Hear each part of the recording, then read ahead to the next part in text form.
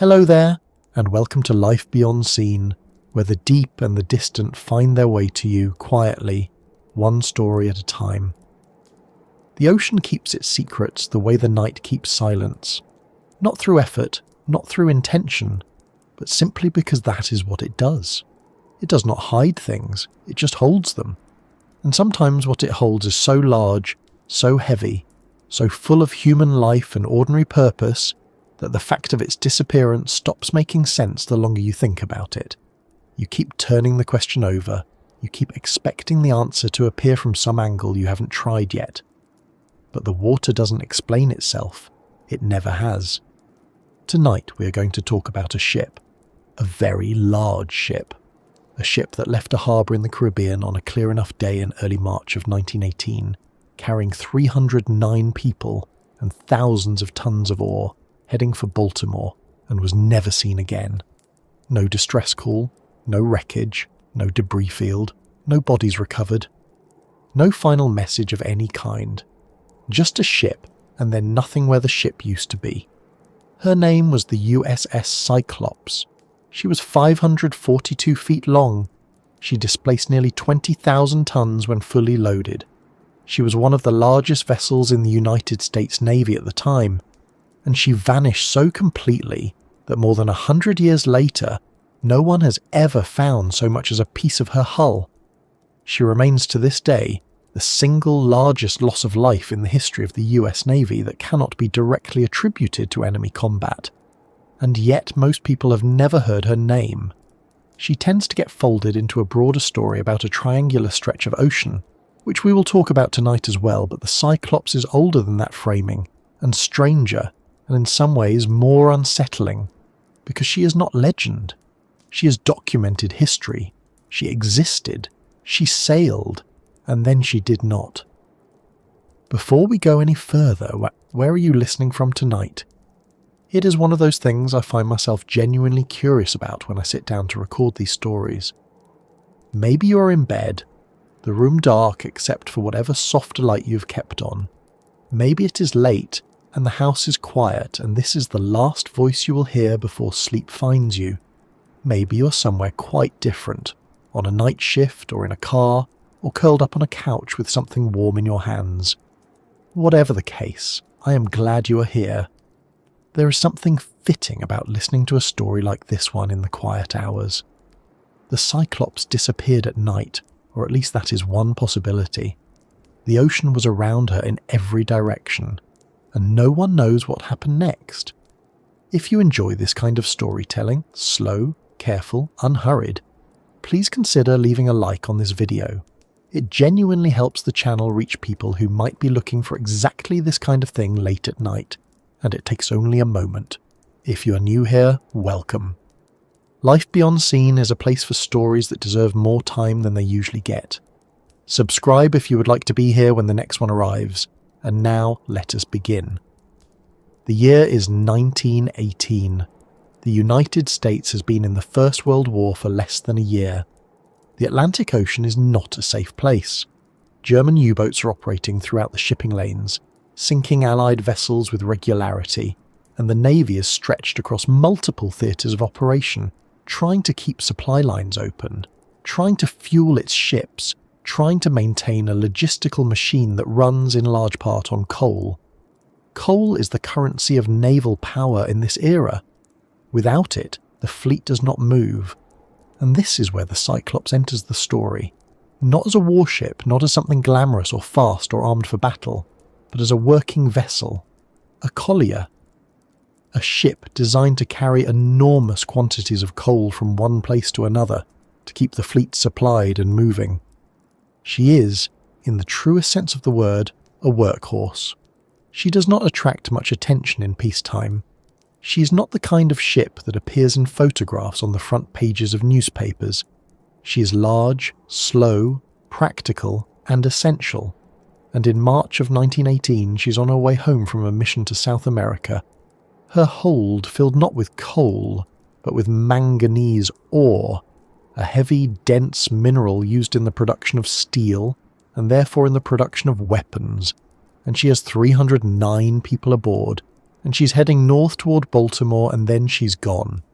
That is the story, in the plainest possible terms. But the plain terms are not enough, because nothing about this disappearance is simple, and the closer you look, the more questions accumulate.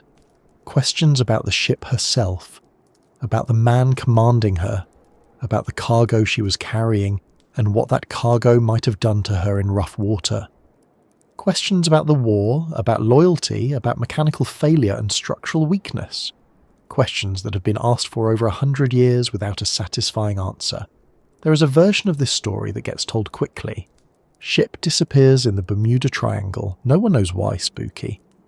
And that version, while not entirely wrong, leaves out almost everything interesting. The real story is slower and more complicated, and in the end, more genuinely mysterious, because it does not resolve into a single dramatic explanation. It stays open, it stays uncertain, and that uncertainty, when you sit with it long enough, is its own kind of weight. So let us start at the beginning. Not the final voyage, not the disappearance. Those will come. Let us start with the ship herself, because to understand what was lost, you have to understand what it was. The USS Cyclops was not built for mystery. She was built for work. She came out of the William Cramp & Sons shipyard in Philadelphia, one of the most respected shipbuilding operations in America at the time, and she was launched in 1910. She was part of a class of vessels called the Proteus class. Colliers, all of them, designed specifically to haul coal across long distances in support of the Navy's operational fleet. There were several ships in this class, and they were built to a similar design. Large, wide, with a flat-bottomed hull suited to carrying heavy bulk cargo, and a pair of enormous cranes on deck for loading and unloading. They were not elegant ships, they were functional ones. The Cyclops measured 542 feet in length and 65 feet across the beam. When fully loaded, she displaced approximately 19,360 tons. To put that in some kind of perspective, a modern semi-truck fully loaded weighs around 40 tons. The Cyclops, fully loaded, displaced the equivalent of roughly 500 of those trucks, and that is just the displacement figure, not the cargo weight alone. She was enormous by the standards of her era, and even by modern standards she would be a significant vessel. She moved slowly. Her top speed was around 15 knots, which is not fast for a ship of her size, but she was powerful and reliable, and for 8 years she did exactly what she was designed to do. She carried coal. She resupplied the fleet. She made long ocean crossings without incident, until she didn't. The question that keeps surfacing when you read about the Cyclops is a very simple one, and it never quite goes away. How does a ship this large simply disappear? A 542-foot vessel is not a small boat. It is not something that can sink quietly in the night without leaving a trace. Ships of that size, when they go down, leave things behind. Oil, debris, life preservers, cargo, pieces of the hull. The ocean may be vast, but a ship this large going down generates wreckage, and wreckage floats, and currents carry it, and eventually something washes up somewhere. That is how it usually works. With the Cyclops, nothing washed up. Nothing was found drifting. No oil slick was spotted on the surface. No life preserver with the ship's name stenciled on it was ever recovered. No piece of wood or metal or rope or clothing was ever identified as belonging to her. The search that followed her disappearance was extensive, covering hundreds of miles of Atlantic shipping lanes and Caribbean coastal waters, and it came back with nothing. Not a clue, not a fragment, nothing. That absence is, in itself, one of the most disorienting aspects of this story. We are comfortable with the idea that ships sink. We understand, at least in a general way, how it happens. Storms, structural failure, collision, fire, enemy action. What we are not comfortable with, and what does not fit neatly into our understanding, is the idea of a ship this size leaving no evidence at all. It challenges something fundamental about how we expect the physical world to behave. Large things leave marks. Large things leave traces. This one did not, or at least none have ever been found. And that distinction matters. It is possible, some would say likely, that the wreck of the Cyclops is sitting on the seafloor somewhere in the Western Atlantic, resting in water so deep and so dark that it has simply never been located. The ocean between Barbados and Baltimore is not shallow. Parts of it are extraordinarily deep. The Puerto Rico Trench, which lies along part of the route the Cyclops would have travelled, reaches depths of more than 19,000 feet in places. That is nearly 4 miles straight down.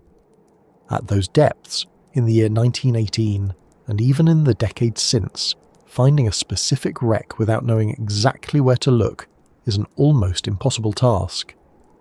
The absence of physical evidence does not necessarily mean the evidence does not exist. It may simply mean we have not found it yet. But it has been more than 100 years, and no one has found it yet. So we are left with the questions, and the questions are worth taking seriously, because the people who disappeared were real. The ship was real. The mission was documented. This is not folklore. This is not a story that grew in the telling over generations until the original facts became unrecognizable.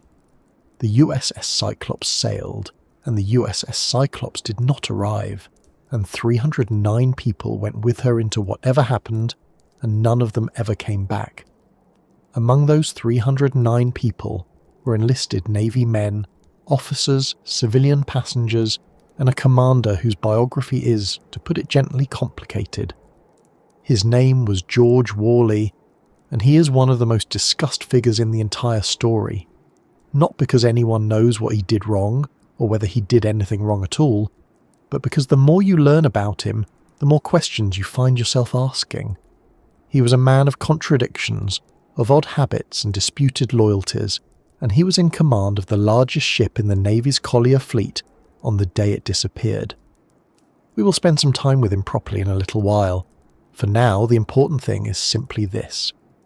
In March of 1918, a ship called the USS Cyclops left the island of Barbados with 309 people aboard and a hold full of manganese ore, and headed north toward Baltimore and was never seen again. No signal, no wreckage, no explanation that has ever fully satisfied the people who have studied this case. Just a ship, and then an empty stretch of ocean where the ship should have been. That is where we are starting. And from here we are going to go back to the ship's construction, back to the people aboard her, back through the final voyage step by step, and try to understand, as carefully and honestly as we can, what might have happened. Not what definitely happened, because no one knows that, but what the evidence suggests, what the theories propose, and where each one falls short. There is a version of this story that wants to be solved, that wants to end with a clean answer and a sense of resolution. But the Cyclops does not offer that, and it would be dishonest to pretend otherwise. What it offers instead is something rarer and, in its own way, more compelling. A genuine mystery, fully documented, still open after more than a century, waiting in the dark water somewhere between Barbados and Baltimore. Let us start with the ship herself, where she came from, what she was built to do, and what kind of vessel she actually was when she set out on that final crossing. The William Cramp and Sons shipyard in Philadelphia was, at the turn of the 20th century, one of the most productive and well-regarded naval construction facilities in the United States. It had been building ships since 1830, and by the early 1900s it had a reputation for quality that attracted both commercial and military contracts. The yard sat along the Delaware River, and in its long history it had produced battleships, cruisers, torpedo boats, and all manner of vessels that went on to serve in the US Navy. When the Navy commissioned a new class of collier to support its growing fleet, Cramp's was the yard that got the work. The result was the Proteus class, a family of large, unglamorous, utterly essential supply ships designed to do one thing very well: carry enormous quantities of coal across long distances to keep the Navy's steam-powered warships moving. The USS Cyclops was the third ship of this class to be built. She was laid down in 1910, launched on May 7th of that year and commissioned into the Navy on November 7th, 1917, though she had been in active service as a civilian-operated naval auxiliary well before that official commissioning date. The launch itself was a fairly routine affair by the standards of the shipyard. No great fanfare. She was a collier, not a battleship. The crowds and ceremonies tended to gather for the warships. A supply vessel, however large, was a practical thing, and her arrival into the world was treated as such. But she was large. That part deserves to be said clearly, because it is easy to read the number, 542 feet, and let it pass without really registering what it means. 542 feet is just over 1/10 of a mile. If you place the Cyclops on a standard American city block, she would extend well beyond it in both directions. She was 65 feet wide at the beam, which is roughly the width of a moderate-sized house plus its yard on either side. Her displacement when fully loaded reached approximately 19,360 tons. To put that in some kind of human scale, a loaded freight train of average length displaces somewhere between 3,000 and 6,000 tons. The Cyclops, fully loaded, outweighed 3 or 4 of those trains combined. She was not a delicate ship. She was built to be heavy, to carry weight, to move slowly and steadily across open water without any particular grace, but with a great deal of purpose. Her deck was dominated by 2 massive collier cranes, the equipment that gave her function. These cranes were used to transfer coal from her holds to other ships at sea or in port. The whole point of a collier in the Navy supply chain was to act as a mobile fuel depot. Warships of that era ran on coal, and coal was heavy, and ships could only carry so much of it before they needed to be resupplied. The Cyclops and her sisters existed to solve that problem. They would load up at a coal depot, sail out to wherever the fleet needed them, and transfer their cargo ship to ship, often at anchor in a foreign harbour, or even while both vessels were underway. It was unglamorous work, and the ships built to do it reflected that. No elaborate armament, no sleek lines, just volume and cranes, and a hull designed to hold as much coal as physically possible. Her propulsion was provided by 2 triple expansion reciprocating steam engines, each driving its own propeller. This was a standard arrangement for large cargo vessels of the period. The engines were not designed for speed. The Cyclops' top speed was somewhere around 15 knots under ideal conditions, and her typical operational speed was considerably less than that. She was built to endure, not to race. The idea was that she would make her crossings steadily and reliably, deliver her cargo and return for more. Speed was not the point. Reliability was. What is worth understanding about the Cyclops and about colliers in general is how central they were to naval operations, even though they received almost none of the attention. In the years leading up to and during World War I, the US Navy was expanding rapidly. Battleships, cruisers, destroyers, these were the vessels that appeared in newspaper photographs and public celebrations. But none of them could operate without fuel, and fuel did not appear by magic. It had to be brought, in vast quantities, from supply depots to wherever the fleet happened to be operating. The colliers were the invisible infrastructure of naval power. Without them, the warships went nowhere. The Cyclops was not a glamorous vessel, but she was a necessary one, and the Navy understood that even if the public did not. She was also, by the standards of her class, a well-travelled ship. In the years between her launch in 1910 and the beginning of her final voyage in early 1918, she made numerous trips across the Atlantic and along the American coast, supplying coal to Navy vessels operating in various theatres. She had been to Europe. She had been to South America. She had crossed open ocean many times without incident, which is one of the reasons her disappearance was so difficult to process. This was not a ship on her maiden voyage, untested and unfamiliar with the sea. She had years of operational history. She had made difficult crossings before. She was, in the Navy's estimation, a known quantity. A reliable, if slow, workhorse that had done her job without drama for most of a decade. Her holds were large enough to carry enormous quantities of cargo, and this is actually a detail that becomes important later in the story. The Cyclops was designed primarily to carry coal, which is dense but not extraordinarily so. Coal has a bulk density of roughly 50 to 60 pounds per cubic foot, depending on the type. When the Navy began using colliers like the Cyclops to carry other materials, as they did with increasing frequency as the war progressed, the question of what those holds were actually built to handle became relevant in ways the original designers may not have fully anticipated. But we will get to that. For now, the important point is simply that her holds were large, and what you put in them mattered enormously to how the ship behaved in the water. She had a crew complement that varied somewhat over her operational life, but on her final voyage she was carrying approximately 221 enlisted men plus officers, along with a number of civilian passengers and naval personnel travelling under orders. The ship was, in other words, fully manned and fully loaded when she set out on what would be her last crossing. She was not a skeleton crew situation. She was not running understaffed or underprepared, at least not in terms of personnel numbers. Whether she was prepared in other ways is a question that gets more complicated the longer you look at it. One of the things that strikes people when they first start reading about the Cyclops is how thoroughly ordinary her physical specifications were for a ship of her type and era. She was large, yes. She was one of the largest vessels in the Navy's non-combat fleet. But she was not experimental. She was not untested technology. She was a straightforward, well-understood design, built by an experienced yard, operated for years without serious incident.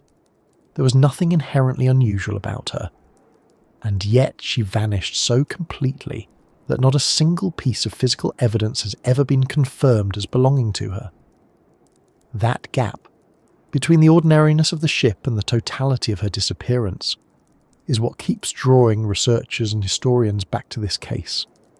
If she had been an experimental vessel, or a new design with known problems, or a ship with a history of mechanical difficulty, it would be easier to construct a satisfying narrative around her loss. But she was none of those things. She was just a big, solid, well-travelled supply ship that one day failed to arrive. There is one structural detail about the Proteus-class colliers that some naval engineers and researchers have pointed to over the years as potentially significant, and it is worth mentioning here even though we will return to it in more depth later. Ships of this class were built with a design that, under certain loading conditions, placed considerable stress on the keel. The central structural spine that runs the length of the hull. A ship's keel is what holds her together longitudinally. If it fails, the ship can break apart. The Cyclops-class colliers were not unique in having this potential vulnerability, but some analyses have suggested that the combination of a very heavy cargo, an already stressed hull, and rough sea conditions could, under the right circumstances, cause a catastrophic structural failure. This is one of the more technically serious theories about what happened to the Cyclops, and it has the advantage of being grounded in actual engineering rather than speculation. But it is still a theory, and the evidence for it is indirect. We simply do not have the wreck to examine. What we do have is the documentary record of her construction, her service history, and her final voyage. And that record, while incomplete in crucial ways, gives us enough to understand what kind of ship she was, and what kind of conditions she was operating in when she disappeared. She was a vessel built for a specific purpose, operated for years in that purpose, and then asked, as the war demanded, to do something slightly different, carrying a cargo denser and heavier than the coal she was designed for, with one engine reportedly compromised, under the command of a man whose judgment was, even at the time, a matter of concern to some of the people around him. That last part is where the story starts to become something more than a technical question. Because the Cyclops was not just a ship. She was a ship full of people, and those people had a commander, and that commander was, to put it plainly, one of the more unusual figures in the history of the US Navy. His name, the name he used in the Navy, was George Worley. But that was not the name he was born with, and the story of who he actually was, and what he may or may not have done is one of the threads that runs through every serious investigation of this disappearance. Understanding the ship is the foundation, but understanding the man at the top of her chain of command is what takes the story somewhere deeper and somewhere considerably stranger. George Worley is not an easy person to summarise. He is the kind of figure who, the more you read about him, the less certain you become about what you're actually looking at. Was he simply an eccentric, the sort of rough-edged, unconventional sea captain that the old Navy produced in reasonable numbers? Was he something more troubling than that, a man with hidden loyalties or a deteriorating mind? Or was he in the end just a difficult person doing a difficult job, and the focus on his strangeness is partly a product of the fact that something terrible happened and people needed somewhere to put the blame? None of those questions have clean answers. What we do have is a fairly detailed picture of his behaviour in the months and years leading up to the Cyclops' final voyage, and that picture is, to put it mildly, not a reassuring one. His real name, as best as investigators were able to determine, was Georg Friedrich Wichmann. He was born in Germany, probably sometime in the 1860s, and at some point emigrated to the United States, where he eventually naturalised as a citizen and built a career in the merchant marine before transitioning into the US Navy. He changed his name to George Worley, which was not unusual for immigrants of that era. Many people anglicised their names, for any number of practical and social reasons. But the timing and context of that name change, combined with everything else that would later come to light about him, gave it a different colouring in the eyes of wartime investigators. By 1918, the United States was fighting Germany. A Navy commander with a German birth name who had changed his identity and who had, according to multiple accounts, made comments sympathetic to Germany during the course of the war. That was not a small thing. It was the kind of detail that, once you know it, is very hard to set aside. The reports about Worley's behaviour aboard the Cyclops are numerous and consistent enough that they are hard to dismiss entirely. Multiple crew members and officers, in statements collected by the Navy both before and after the disappearance, described a commander who was volatile, unpredictable, and at times frankly bizarre. One of the more frequently cited stories is that Worley had a habit of walking the deck in his underwear, wearing a derby hat. This is the kind of detail that sounds almost comic when you first hear it.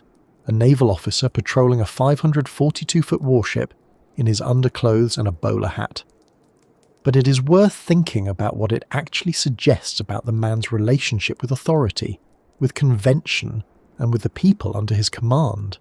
A commander who behaves that way is a commander who has either stopped caring what his crew thinks of him, or who never cared to begin with. Neither of those is a particularly good sign. He also drank.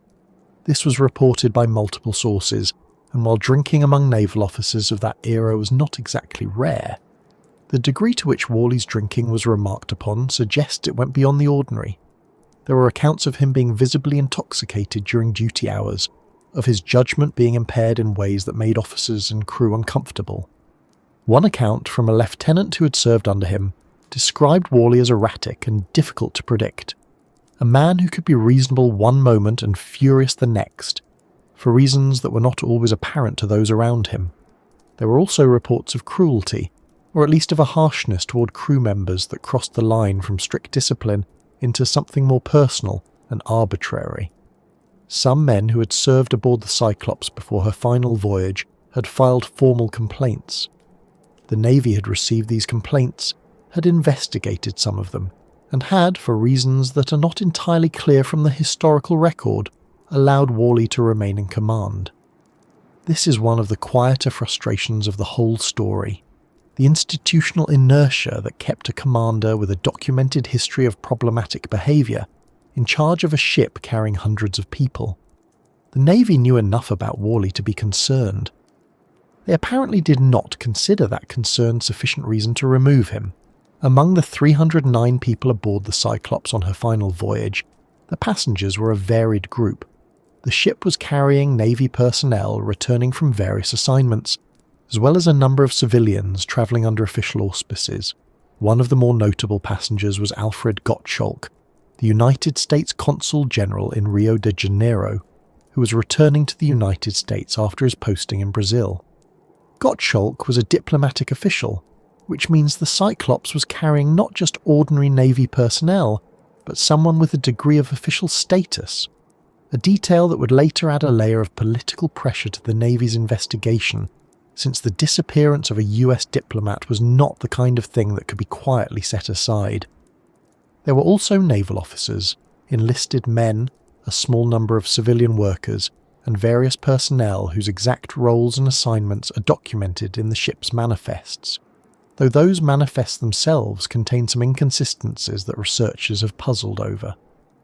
The crew complement of around 221 enlisted men plus officers represents a substantial number of people, not a large civilian cruise liner, but not a skeleton crew either. These were mostly young men, as military crews tend to be. Some had served aboard the Cyclops for extended periods, others were newer to the ship. The ordinary social texture of a working Navy vessel, the hierarchies, the friendships, the tensions, the routines, all of that was present aboard the Cyclops, and it is worth pausing on that for a moment, because it is easy when discussing a disappearance at this scale to let the numbers become abstract. 309 people is a neighbourhood.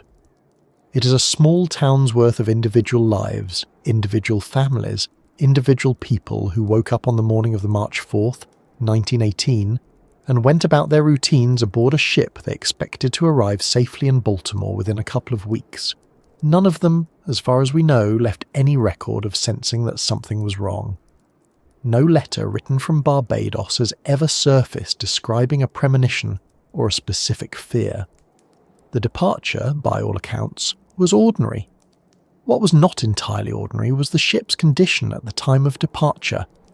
We will get into the cargo and the mechanical issues in more detail when we follow the voyage itself, but it is worth establishing here, in the context of understanding what Worley was working with, that the Cyclops was not in ideal shape when she left Barbados. One of her 2 engines was reportedly out of service. The precise nature of the mechanical failure varies slightly depending on which account you read, but the consistent detail is that she was operating at reduced power. For a ship of her size and displacement, carrying a very heavy cargo, operating with 1 engine is a meaningful limitation. It reduces speed, obviously, but more importantly, it reduces maneuverability. If something went wrong, if the weather deteriorated, if the cargo shifted, if the ship needed to respond quickly to some emergency, having full engine power available is not a luxury. It is a safety margin. Without it, that margin narrows. Whether Worley communicated this to his superiors before departing. Barbados is unclear. Whether he was ordered to proceed despite the engine issue, or whether he made that decision independently, is also unclear. What is clear is that he departed. He told people in Barbados he was heading directly to Baltimore. He did not request assistance, did not report the mechanical issue through official channels in a way that generated a documented response, and did not, as far as anyone can determine, express any concern about the voyage ahead. Whether that was confidence, recklessness, or something else entirely is impossible to say from this distance. What the people in Barbados did notice, and this detail comes from a harbour official who observed the Cyclops before her departure, was that the ship appeared to be riding low in the water. A ship riding low means she is carrying a heavy load relative to her designed waterline. It is a visual indicator that an experienced maritime observer can read fairly easily, and the fact that it was remarked upon suggests it was noticeable. The Cyclops was loaded with approximately 10,800 tons of manganese ore, which is a substantially denser material than the coal she was designed to carry. We will come back to exactly what that density difference means in practical terms, but the image of a harbour official watching a big grey Navy ship sitting heavy in the Caribbean water, noting that she seemed to be carrying a lot, is one of those small, specific details that tends to stay with you when you think about this story. The atmosphere aboard the Cyclops in those final days is something we can only partially reconstruct. We have the accounts of people who served under Worley at various points. accounts collected by the Navy in the weeks and months after the disappearance, as investigators tried to build a picture of what might have happened. Those accounts paint a ship that was not, in the opinion of at least some of those aboard, a particularly happy or comfortable posting. Worley's behaviour had created a climate of unease. His relationship with his officers was strained. There had been conflicts, some of them serious enough to generate formal complaints. The chain of command, which aboard a well-run Navy vessel is supposed to be a source of structure and stability, was apparently something that Worley treated with a degree of personal flexibility that his subordinates found unsettling. One particular incident that comes up in several accounts involves Worley having a man confined. The details vary, but the general shape of the story is that he used his authority to punish someone in a way that others aboard considered excessive or arbitrary.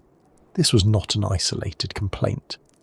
The pattern, across multiple sources, is of a commander who ruled by personal authority rather than institutional procedure, who was unpredictable in his moods and his decisions, and who did not inspire the kind of quiet confidence that makes a crew feel safe. That matters not just as a human detail, but as a practical one. A crew that does not trust its commander is a crew that may not respond optimally in a crisis. Communication breaks down. Initiative is suppressed. People wait for orders rather than acting on their own judgment. Whether any of that contributed to what happened to the Cyclops is impossible to know, but it is part of the human reality of the ship, and it is worth holding on to as we follow her toward her last hours. The passengers, for their part, were largely not Navy personnel in the operational sense. They were travellers using the ship as transportation, which was common practice at the time. Alfred Gottschalk, the Consul General, would have been travelling with some degree of comfort relative to the enlisted men. Passengers of his status typically had access to officer-level accommodations. The enlisted men returning from various postings would have been in the lower decks, in the kind of practical utilitarian berthing that Navy ships of that era provided. The ship was a working vessel, not a passenger liner, and the experience of travelling aboard her would have reflected that. Noisy, functional, smelling of metal and oil and the sea, with the constant low vibration of the engines running through the hull. For most of the men aboard, the voyage to Baltimore was simply the last leg of a longer journey, a means to an end, the final stretch before getting home or reporting to a new assignment. None of them knew it was the final stretch in a different sense entirely. The human weight of that is something that the historical record can only gesture toward. We have names, we have ranks, we have some fragments of biography for a few of the more notable passengers. But the 221 enlisted men, the junior officers, the men whose names appear on the manifest and nowhere else in the surviving documentation, they are largely invisible to history in the way that ordinary people in catastrophes tend to be. What we know is that they were there, that they were real, and that they trusted, or at minimum accepted, that the ship would take them where they were going. That trust, and what became of it, is the quiet centre of everything that follows. And what followed, beginning sometime after the Cyclops departed Barbados on or around March 4th, 1918, is the part of the story that has never been explained. The ship moved out into the open water. The Caribbean gave way to the Atlantic. Baltimore was roughly 2 weeks away at the Cyclops' usual pace. The weather in that part of the ocean in early March is variable. Not the most dangerous season, but not the most forgiving either. And somewhere in that stretch of water, in those 2 weeks that should have ended with a routine arrival at a Maryland port, something happened. Something that left no distress signal, no wreckage, no bodies, no trace of any kind that has ever been confirmed. Whatever it was, it happened fast enough that 309 people could not get a message out. It happened completely enough that the ocean absorbed every physical remnant. And it happened in a way that, more than 100 years later, no one has been able to definitively explain. To understand why, we need to follow the voyage itself, starting from the beginning, from the January departure out of Norfolk, through the long run down to Brazil, through the loading of that heavy ore and all the way to that last quiet morning in Barbados harbour. The voyage that ended in silence began, as most Navy voyages do, with paperwork and routine. The Cyclops departed Norfolk, Virginia in January of 1918, carrying coal, which was her purpose, her design, the thing she had been built to do. Norfolk was, and still is, one of the most important naval installations on the American East Coast, and in early 1918 it was a place of considerable activity. The war in Europe was consuming resources at a rate that the Navy's logistics chain was constantly working to keep up with. Ships like the Cyclops were the unglamorous backbone of that chain, not the vessels that appeared in photographs or generated headlines, but the ones that made everything else possible. Without fuel, the fleet did not move. Without the colliers that carried that fuel, the fuel did not arrive. So the Cyclops, heavy and slow and workmanlike, was doing something genuinely important when she left Norfolk that January, even if no one would have described the departure as dramatic. The destination was Brazil. Specifically, the mission was to deliver coal to the USS Jupiter, another Navy vessel operating in South American waters. The Jupiter was herself a collier, a fuel ship delivering fuel to a fuel ship, which gives you some sense of how elaborate the Navy's supply network had become by that point in the war. The run from Norfolk to Brazil is not a short one. It takes you down the length of the American coastline, across the Caribbean, and then further south along the coast of South America.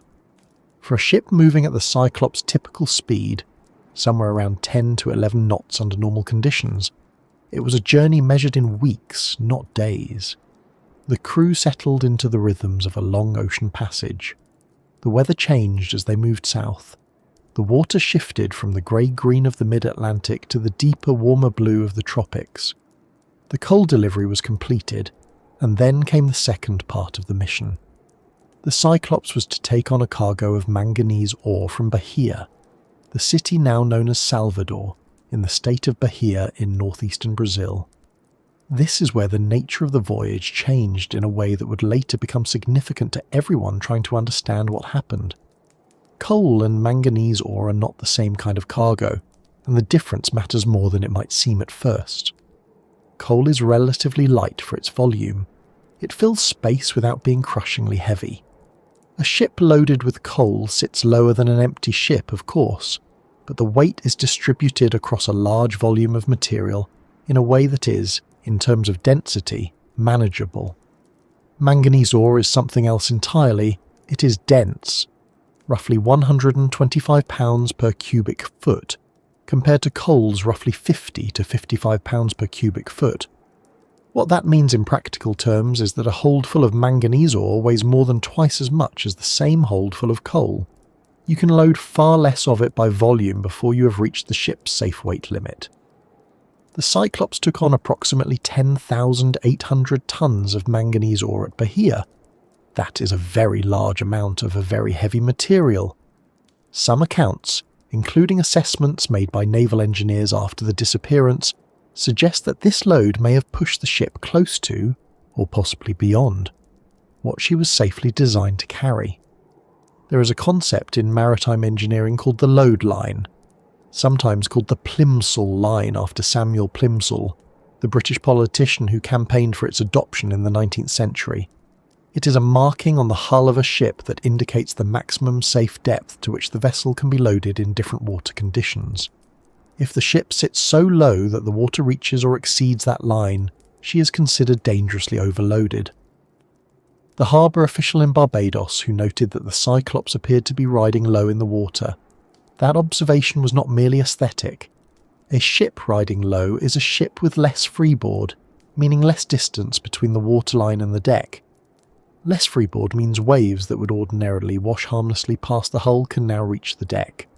It means the ship is closer to a condition where a sudden shift in weight or a significant wave could create a dangerous situation very quickly. Whether the Cyclops was technically overloaded in a way that violated Navy regulations is something that was debated afterward, but never conclusively settled. The loading records from Bahia exist in some form, but the circumstances of the disappearance meant that no one was ever able to fully audit the process or verify exactly how the ore was distributed within the holds. What we know is that she was carrying a very heavy cargo, that she appeared to sit low in the water when observers saw her, and that manganese ore has physical properties that make it particularly unforgiving in rough conditions. We will come back to that. But for now, the important thing is simply to understand what was in the ship's belly when she turned north toward home. The Cyclops left Brazil and made her way up through the Caribbean. The route took her through waters that, in early 1918, were not particularly safe. German submarines were active throughout the Atlantic, and the Caribbean was not exempt from that threat. But the Cyclops was not a warship. She had some armament, as most Navy vessels did by that point in the war, but she was not built for combat and was not travelling in a convoy. She was a supply ship making a supply run, and in the strategic calculus of the moment, she was doing what supply ships did. She arrived in Barbados on March 3rd, or possibly the 4th. The records are slightly inconsistent on the exact date, which is itself a small reflection of how routine the stop was considered at the time. Nobody was watching particularly carefully because there was no reason to watch carefully. A Navy collier stopping in Barbados to take on fuel and provisions before continuing north was not an event. It was a scheduled refueling stop on a scheduled voyage. The paperwork was filed, the fuel was loaded, the provisions were brought aboard, and the ship prepared to continue.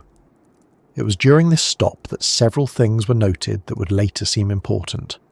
The harbour official's observation about the ship riding low has already been mentioned, but there was something else.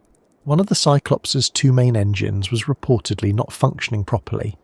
Some accounts describe it as having been out of service entirely, meaning the ship was operating on a single engine for at least part of the voyage, and would be continuing north in that condition. Other accounts suggest it was functioning but in a degraded state, requiring careful management. The precise details are difficult to pin down because the people who knew them best, the engineering crew, did not survive to give accounts. But the general picture that emerges from the available records is of a ship that was mechanically compromised in a significant way. A ship with one engine instead of two is a ship with reduced options. Her top speed drops.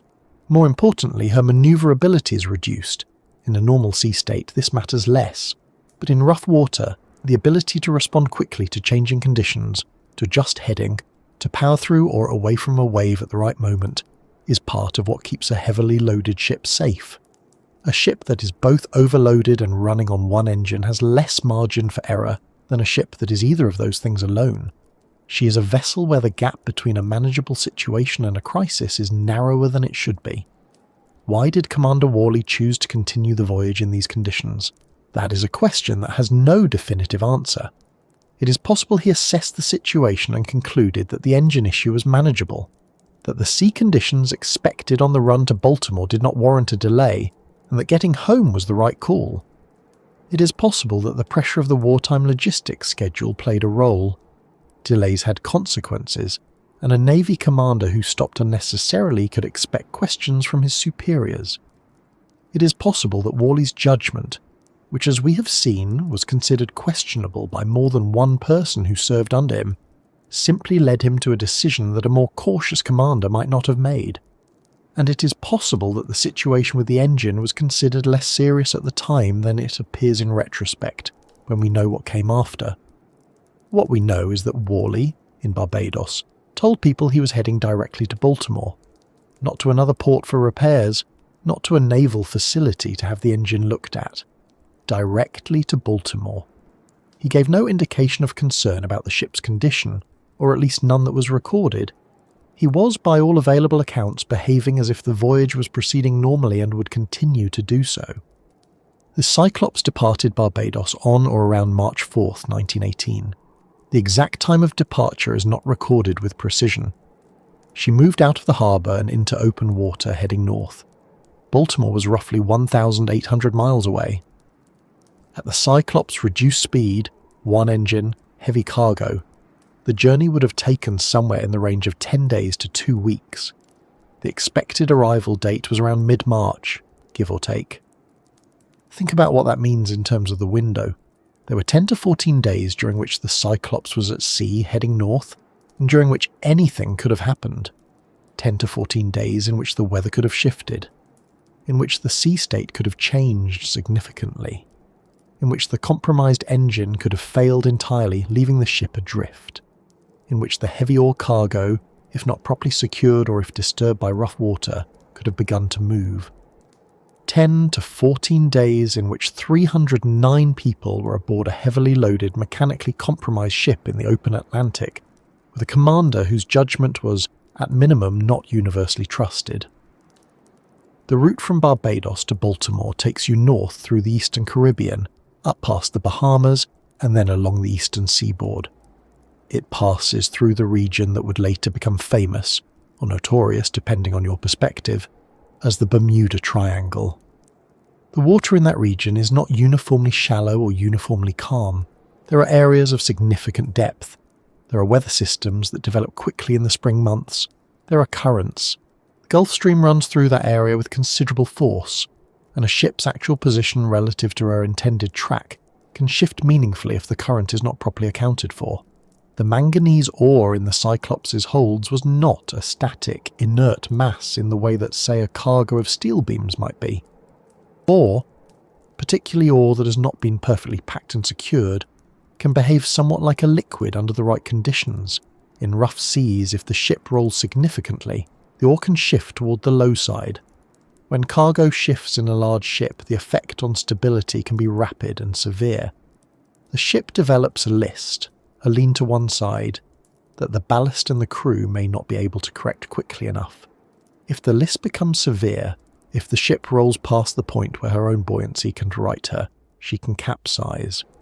The entire process, from initial cargo shift to catastrophic loss of stability, can happen in a matter of minutes.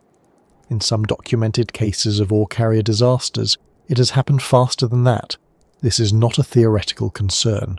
Ore carriers have been lost throughout maritime history for exactly this reason. The International Maritime Organization has specific regulations governing the loading and transport of bulk ore cargoes, precisely because the risk is well understood and well documented. In 1918, those regulations did not exist in their modern form. The understanding of how dense bulk cargoes behave in heavy seas was less developed.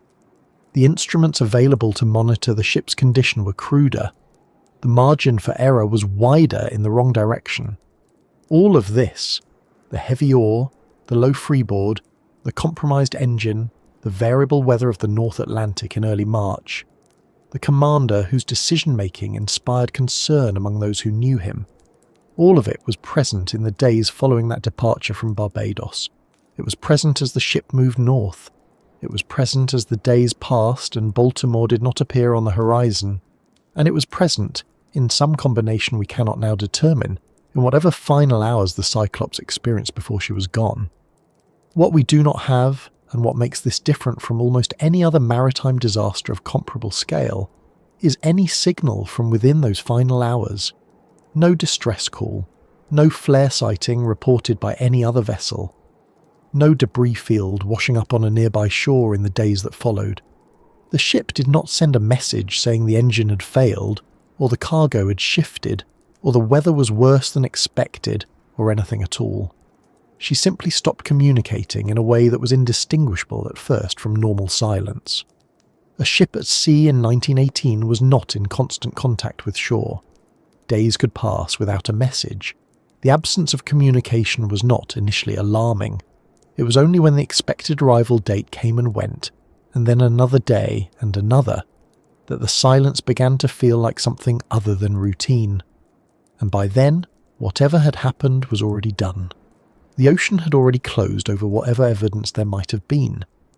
The question of what exactly occurred in those missing days, what sequence of events, what combination of mechanical failure and weather and cargo and human decision-making led to the loss of 309 lives, was already, in the most fundamental sense, unanswerable.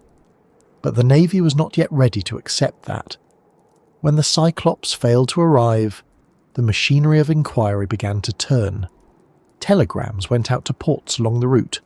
Questions were asked. Ships were dispatched. and the search for the largest vessel in the US Navy's fleet to simply vanish began in earnest. A search that would cover enormous stretches of open ocean and find absolutely nothing at all. The Cyclops had been to Barbados before. It was not an unusual stop.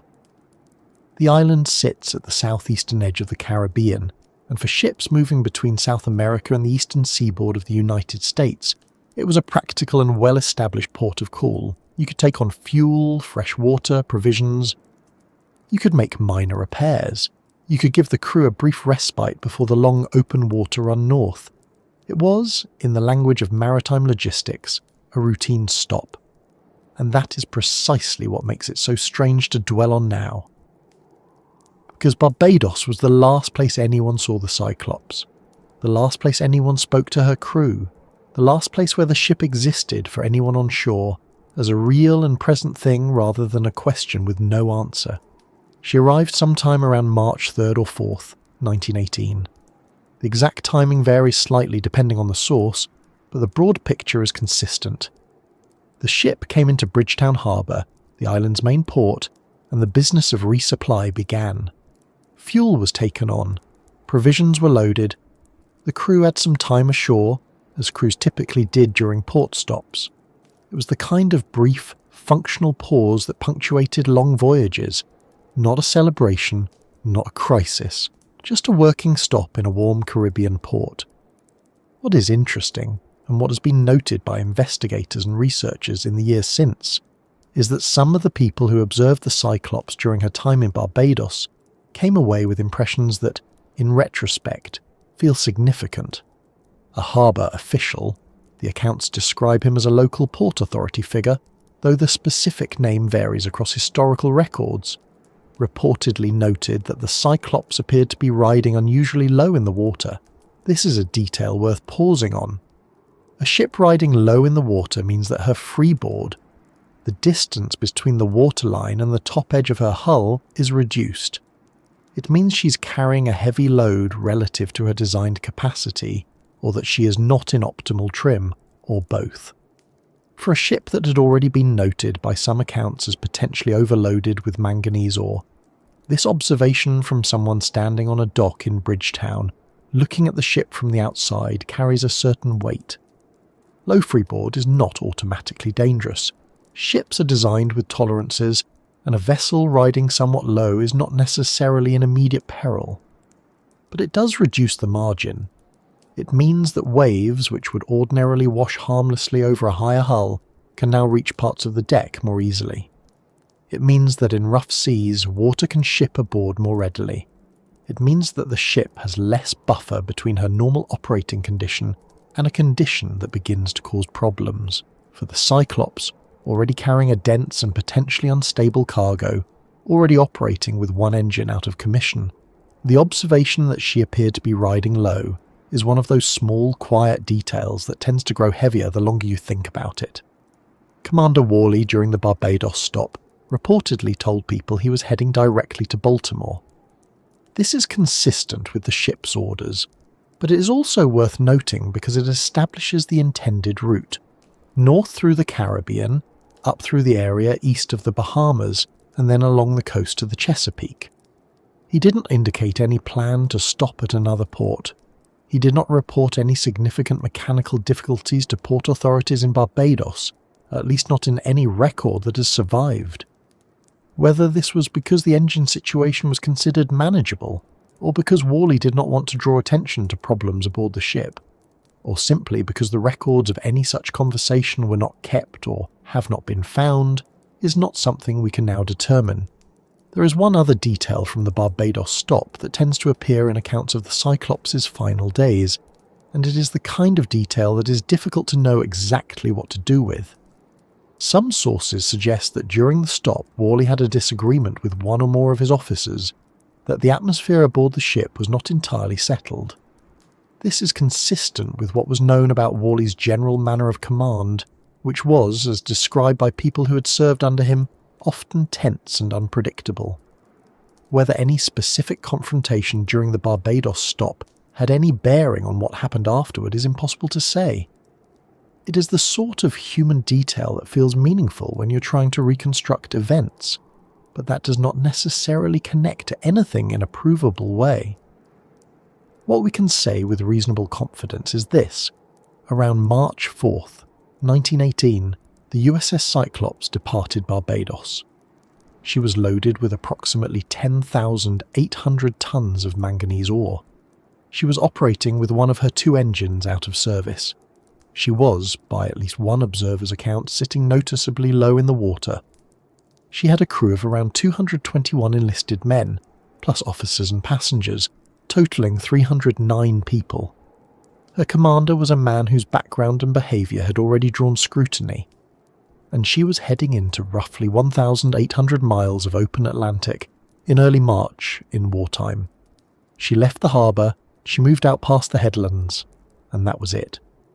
That was the last confirmed sighting of the USS Cyclops by anyone on shore. There is something about that moment that is hard to fully absorb. The ship leaving a harbour is such an ordinary event. Ships leave harbours constantly. They move out past the breakwater, they adjust their heading, they pick up speed, and within a relatively short time they are simply a shape on the horizon, and then they're gone from view, and that is normal. Nobody on the dock in Bridgetown would have had any particular reason to watch the Cyclops go with special attention. She was a large, slow collier heading north. There was nothing remarkable about the departure itself. The remarkable thing, the thing that would make that departure one of the most discussed moments in American naval history, was only visible in retrospect, only once the ship failed to arrive, only once the silence stretched past the point where it could be explained by ordinary delay. The Cyclops was expected in Baltimore around mid-March.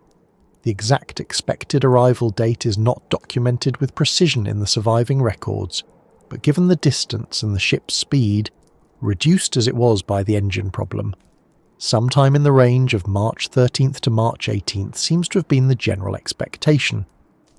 Ships of that era did not operate on rigid schedules the way modern container vessels do. There was an understood window, a reasonable range of dates within which arrival was expected, and if a ship came in a day or 2 late, that was not necessarily cause for alarm. So in the first days after the Cyclops' expected arrival window opened, the absence of the ship was probably not yet a crisis. Port authorities and Navy administrators would have noted that she had not arrived, but they would not necessarily have immediately assumed the worst. Delays happened, weather happened. A ship with a compromised engine might make slower progress than anticipated. There would have been a period, probably several days, possibly a week or more, during which the non-arrival of the Cyclops was treated as an inconvenience or a logistical uncertainty rather than an emergency. It is only when the days continued to pass, and the ship still did not appear, and no message arrived explaining a delay, and no port along the route reported seeing her, that the situation began to shift from uncertainty into something more serious. At some point in late March, the precise date again varies in different historical accounts, the Navy began making more urgent inquiries. Messages went out to ports. Ships in the area were asked if they had seen the Cyclops. The question moved from where is she to what has happened to her, and the answer that came back from every direction was silence. No port had seen her. No ship had passed her at sea and noted her position. No coastal lookout had reported spotting a large collier in distress. No lighthouse keeper had seen wreckage washing ashore. The Navy contacted stations along the entire route from Barbados to Baltimore. They contacted ports in the Caribbean. They reached out to other vessels that had been operating in the same general area during the relevant time period. The picture that assembled itself from all of these inquiries was not a picture of disaster. It was a picture of nothing. An absence so complete that it was in its own way more unsettling than a wreck would have been. A wreck at least tells you something. A wreck tells you where the ship was when she went down. It tells you something about the nature of the event, whether there was fire, whether the hull was breached, whether the ship broke apart or capsized. Wreckage on the surface, even scattered wreckage, gives investigators something to work with. Life preservers with the ship's name stenciled on them. pieces of deck equipment, personal belongings of crew members, oil on the water spreading from a ruptured fuel tank. These are the physical traces that disasters leave, and they are the starting points for understanding what happened. The Cyclops left none of these. Not a life preserver, not a piece of timber, not an oil slick, not a single identifiable fragment of the ship or any of her contents or any of the 309 people aboard her. This is the part of the story that tends to stop people because it seems almost impossible.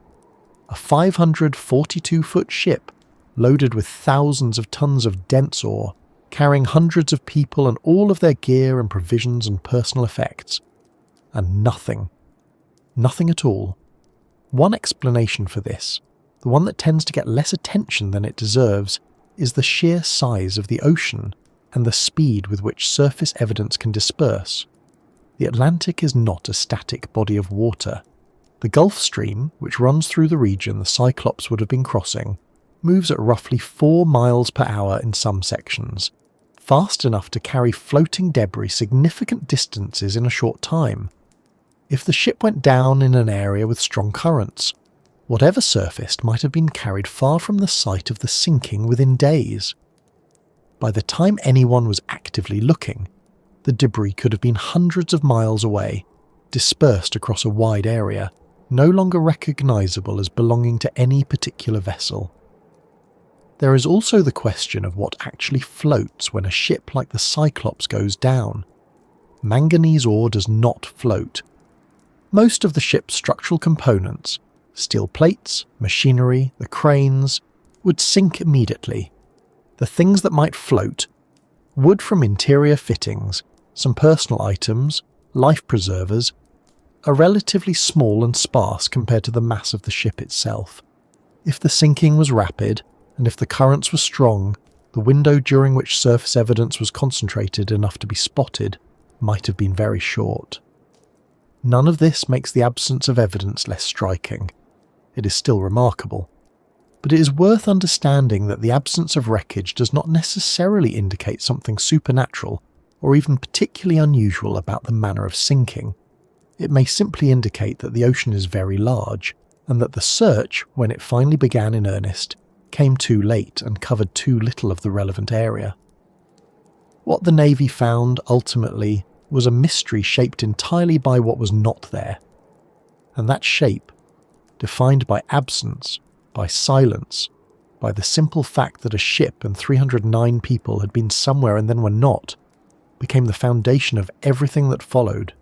Every theory, every investigation, every attempt to explain what happened to the Cyclops begins from the same starting point. A harbour in Barbados, a ship departing on a clear enough day in early March, and then nothing. The Navy's formal investigation, which would come later, would attempt to build something from that nothing. It would look at Commander Worley's background, at the ship's mechanical condition, at the nature of the cargo, at the wartime context, at the route she was likely following. It would gather testimony from people who had known Worley, from crew members who had sailed on the Cyclops during earlier voyages, from port officials in Barbados. It would try to construct a coherent account of what might have happened in those 10 to 14 days between departure and the expected arrival that never came. But before any of that formal process could unfold, there was the search itself. The physical search, conducted by Navy vessels covering the shipping lanes and the coastal waters and the open ocean between the Caribbean and the Chesapeake. The search that was launched when the inquiries came back empty and the silence became undeniable. The search that would go on for weeks, covering enormous stretches of water, and that would find in the end exactly what the initial inquiries had found, which was nothing at all. The search itself, the actual physical effort to find the Cyclops in the open ocean, is worth thinking about carefully, because it tends to get compressed in retellings of this story into a single sentence or two. The Navy searched. They found nothing. And then we move on to the theories. But the search was not a simple thing, and understanding what it actually involved helps explain why the absence of evidence is as meaningful as it is. When the Cyclops failed to arrive by mid-March 1918, the Navy's initial response was cautious. Ships were delayed. Weather happened. Mechanical problems happened. A vessel of the Cyclops' size and importance did not simply vanish, and the first assumption was that she had encountered some difficulty that had slowed her down. Perhaps a worsening of the engine trouble that had already been noted before her departure from Barbados. There was also the possibility of a stop at an unscheduled port, not uncommon in wartime, when routes sometimes changed without advance notice filtering back to the receiving end. So the first days were characterised more by inquiry than by alarm. Messages went out. Responses came back saying the Cyclops had not been seen. By the last week of March, the tone had shifted. The Navy's Bureau of Operations began coordinating a more deliberate search effort. Ships were dispatched to cover the primary shipping lanes between Barbados and the Chesapeake Bay. The route the Cyclops would most likely have followed ran roughly northward from Barbados, passing east of the Bahamas, through the waters between Florida and the Bahamas, and then up along the Atlantic coast toward Baltimore. This is not a short stretch of water. From Barbados to Baltimore is approximately 1,800 miles, and the Cyclops, at a typical cruising speed of around 10 knots, already reduced by her heavy cargo and her compromised engine, would have been on the water for somewhere between 7 and 10 days under normal conditions. The search area, accounting for possible deviation from the most direct route, was substantial. The vessels assigned to the search were themselves operating under wartime constraints. German U-boats were active throughout the Atlantic and the Caribbean in March 1918. This was, in fact, one of the most dangerous periods of the entire war for Allied shipping. The German Navy had resumed unrestricted submarine warfare in early 1917, and by 1918 U-boats were operating with considerable reach, sinking merchant and military vessels across a wide geographic area. The ships assigned to search for the Cyclops were not searching in a safe environment. They were conducting operations in waters where they themselves could be attacked, which naturally shaped how thoroughly they could cover any given area. The search covered the coastal shipping lanes, the deeper offshore waters, and portions of the Caribbean approaches. Navy aircraft, limited in range and capability by the standards of 1918, but still useful for scanning relatively calm surface water, were used where possible. Coastal stations and lighthouse keepers along the Atlantic seaboard were alerted and asked to report any wreckage or unusual debris washing ashore. Port authorities from the Caribbean to the Chesapeake were contacted and asked whether any vessel matching the Cyclops' description had put in unexpectedly or sent word of difficulty. Nothing came back. No sighting, no debris, no report of a large collier in distress anywhere along the route. The lighthouse keepers had nothing to report. The coastal stations had nothing. The ships that swept the lanes found open water, undisturbed. Whatever had happened to the Cyclops had happened quietly, in a part of the ocean where no one was watching, and had left nothing on the surface that anyone was able to find. The Navy did not abandon the search quickly. Inquiries continued well into April. The formal investigation that would eventually be assembled gathered testimony through the spring and into the summer of 1918. But the physical search, the effort to find wreckage, debris, survivors, anything, effectively concluded without result. And the Navy was, at some point, forced to accept a conclusion that was deeply uncomfortable for an institution accustomed to understanding what happened to its ships. The Cyclops was gone, and they did not know why. What made this especially difficult was the context. The Navy in 1918 was not unfamiliar with losing ships. The war had been going on for years by that point, and Allied vessels had been sunk in considerable numbers. But when a ship was torpedoed, there was usually something. A report from a U-boat commander filed in the careful, bureaucratic style of the German Navy. Survivors sometimes, wreckage that told a story, a distress signal received somewhere. The mechanisms of wartime loss were, while terrible, at least comprehensible. They produced evidence. They produced explanations. They allowed the Navy to say, with reasonable confidence, this ship was sunk here, by this means, on this date. The Cyclops produced none of that, and the absence of any German record of attacking her became, in time, one of the most telling details in the entire case. After the war ended in November 1918, Allied investigators gained access to German naval records. These records were reasonably complete.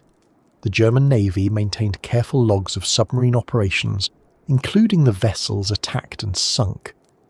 Researchers went through those records looking for any indication that a U-boat had encountered and sunk a large American collier in the Caribbean or the Atlantic in March 1918. They found nothing. No U-boat commander had claimed the Cyclops. No German record mentioned her. The submarines operating in that region during that period were accounted for, and none of them had engaged a vessel matching her description.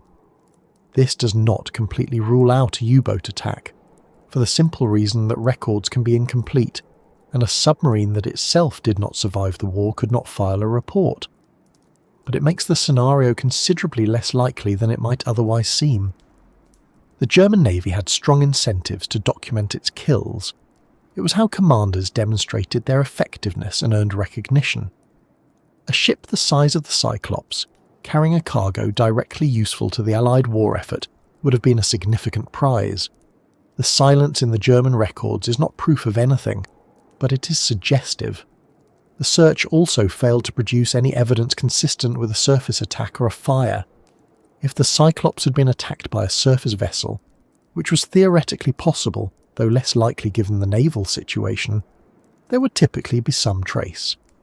If she had caught fire, as large ships sometimes did, the fire itself would likely have been visible at a considerable distance, and the aftermath of a fire leaves distinctive debris. None of this appeared, so the Navy was left, as investigators often are in such cases, working backward from the absence of evidence toward the most plausible cause, and the absence, in this case, was so complete that it actually constrained the range of possible explanations in a useful way. The lack of a distress signal was particularly significant. The Cyclops was equipped with radio, and the radio operator aboard her was capable of transmitting. If the ship had been in distress for any extended period, if she had been taking on water gradually, or if there had been a fire that developed slowly, or if she had been disabled and drifting, it seems reasonable to expect that a distress call would have been sent. Radio communication in 1918 was not as reliable as it would later become, but it was functional enough that distress signals from ships in trouble were regularly received and acted upon. The fact that no distress signal was ever received suggests, to most researchers who have looked at this case, that whatever happened to the Cyclops happened quickly, not over hours, but in minutes. An event so rapid that the crew did not have time to get to the radio room, or that the radio room itself was destroyed or incapacitated in the first moments of whatever occurred. This is a grim thing to sit with, but it matters for understanding the shape of the disaster.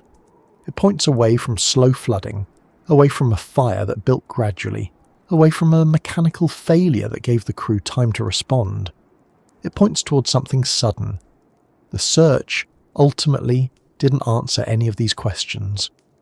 It confirmed only what the initial inquiries had already suggested, that the Cyclops was gone and that she had left no trace that anyone could find.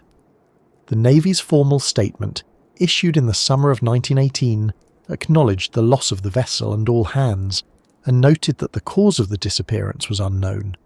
President Woodrow Wilson himself, when asked about the Cyclops, said that the disappearance was one of the most baffling mysteries in the history of the Navy. That was not rhetorical flourish, it was simply accurate.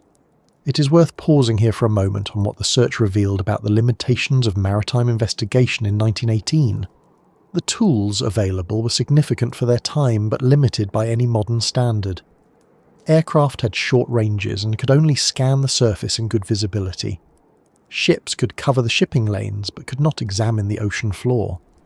Sonar, as technology, was in its earlier stages of development in 1918. Primitive enough that it was useful for detecting submarines, but not for mapping the seafloor in any meaningful way. The ocean bottom where the Cyclops may have sunk was entirely inaccessible. Whatever lay down there, if anything lay down there, was invisible to the searchers. The search was, by necessity, a surface search, and the surface had nothing to show. This is a point that sometimes gets lost in discussions of the Cyclops case. The absence of wreckage on the surface does not mean the ship was not there. It means the surface search found nothing. A ship that sinks rapidly in deep water in an area with strong currents may leave very little on the surface for very long.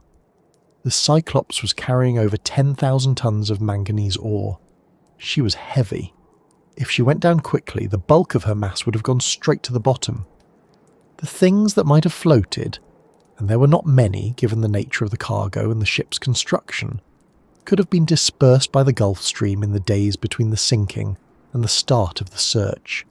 This is not a satisfying answer. It is not meant to be. It is simply the honest shape of what the search produced and what it did not. The Navy looked as thoroughly as the conditions and the tools of 1918 allowed, and they found nothing. The Cyclops was not where the shipping lanes were. She was not drifting somewhere off the coast. She was not sheltering in an uncharted cove or anchored off a small island waiting for repairs. She was simply not there. Not anywhere that anyone could find. And so the case passed, as unsolved cases do, from the realm of active investigation into something more permanent. It became a mystery in the fullest sense of the word. Not a puzzle waiting for one more piece, but a question that had been asked as thoroughly as anyone knew how to ask it, and that had returned no answer. The Navy closed its formal inquiry without a conclusion. The families of the 309 people aboard received no explanation for what had happened to their fathers, brothers, husbands, sons. The ship itself remained somewhere in the ocean, or in pieces across the ocean floor entirely beyond reach. What the search established then was not a cause. It was a boundary. It told investigators what had not happened, or at least what could not be confirmed to have happened. No U-boat attack on record, no distress signal received, no wreckage found, no survivors, no port had sheltered her, no vessel had passed her in distress. Within those boundaries, the theories would eventually multiply, some careful and technically grounded, some speculative, some frankly wild. The wartime context would push investigators towards sabotage and espionage. The mechanical condition of the ship would push engineers towards structural failure and cargo shift. The region of the ocean where she vanished would eventually attract a different kind of attention altogether, the kind that tends to generate more heat than light. But all of that came later. In the spring and summer of 1918, what the Navy had was the boundary, the shape of the unknown. And somewhere inside that shape, in the deep water between Barbados and Baltimore, lay an answer that no one had been able to reach. The question of what had actually happened to the Cyclops. What physical sequence of events had transformed a 542-foot ship and 309 people into nothing remained entirely open. And it was into that open question that investigators, journalists, theorists and historians would pour decades of attention, each approaching the silence from a different direction, each finding something different in it. The wartime theories were among the first to take shape, and they were shaped, as wartime theories tend to be, by suspicion, by fear, and by the particular anxieties of a nation at war. March of 1918 was not a quiet month in the Atlantic. It was, by almost any measure, one of the most dangerous periods in the history of ocean travel. German submarines, U-boats, had been conducting unrestricted warfare against Allied shipping since early 1917, and by the beginning of 1918 they had refined their methods to a level of terrible efficiency. In the 12 months of 1917 alone, German submarines sank more than 6 million tons of Allied and neutral shipping. The Atlantic was not a highway in those months. It was, in many stretches, a hunting ground. Ships travelled in convoys when they could, zigzagged their routes, and communicated carefully. The threat was not abstract. It was constant, and it was real, and everyone who sailed in those waters knew it. So when the Cyclops failed to arrive in Baltimore, the first instinct among investigators was not structural failure or navigational error. The first instinct was the war. A German submarine had found her, the thinking went. A torpedo had done what torpedoes do, and the ship had gone down before anyone could transmit a signal. It was a reasonable assumption. Dozens of ships had been lost that way in the preceding months, some with very little trace left behind. A large ship, hit in the right place, could sink faster than most people would expect, and the Cyclops was carrying manganese ore, a cargo with direct military significance. Manganese is a critical component in the production of steel, and steel in 1918 meant weapons, artillery shells, armour plate. A ship carrying 10,000 tons of manganese ore to the United States was, in a wartime sense, a legitimate military target. The U-boat theory was taken seriously from the beginning. Naval investigators reviewed German submarine patrol records and tried to cross-reference them with the Cyclops' likely route. They contacted Allied intelligence. They waited to see whether any German commander would report the sinking, as U-boat captains were typically required to do. A kill was a kill, and the German Navy kept records. But nothing came. No U-boat commander filed a report claiming the Cyclops. No German naval log mentioned her. No intercepted communication referenced a large American collier sunk in the Caribbean or the Atlantic in early March 1918. The silence from the German side was, in its own way, as complete as the silence from the Cyclops herself. After the war ended in November 1918, Allied investigators gained access to German naval archives. This was one of the conditions of the armistice. The German military was required to surrender its records, and those records were examined carefully by Allied naval historians, trying to account for unsolved losses. The Cyclops was specifically looked for. She was not found. There was no entry in any recovered German naval log that described attacking or sinking a vessel, matching her description in that region during that period. German U-boat commanders were generally meticulous record keepers. A confirmed sinking was a point of pride, and the larger the ship, the more significant the entry. A 542-foot American Navy collier would have been a notable kill. It would not have gone unrecorded if a U-boat had sent her down. This does not absolutely rule out a U-boat attack. Records can be lost. Records can be falsified or omitted. A submarine that itself was sunk shortly after an attack might never have returned to port to file its report. These are possibilities that investigators acknowledged, but the absence of any corroborating evidence, no German claim, no intercepted signal, no survivor account, no wreckage consistent with a torpedo strike, pushed the U-boat theory from the front of the investigation toward the edges. It remained possible. It simply could not be confirmed, and confirmation, in a case where everything else had also failed to be confirmed, mattered. What the wartime context did produce, in abundance, was suspicion directed inward. If the Germans had not sunk the Cyclops from outside, some investigators began to wonder whether someone had helped destroy her from within. Sabotage was not an unreasonable concern in 1918. German intelligence had been active on American soil before the United States entered the war, and there were documented cases of German agents attempting to interfere with American military supply chains.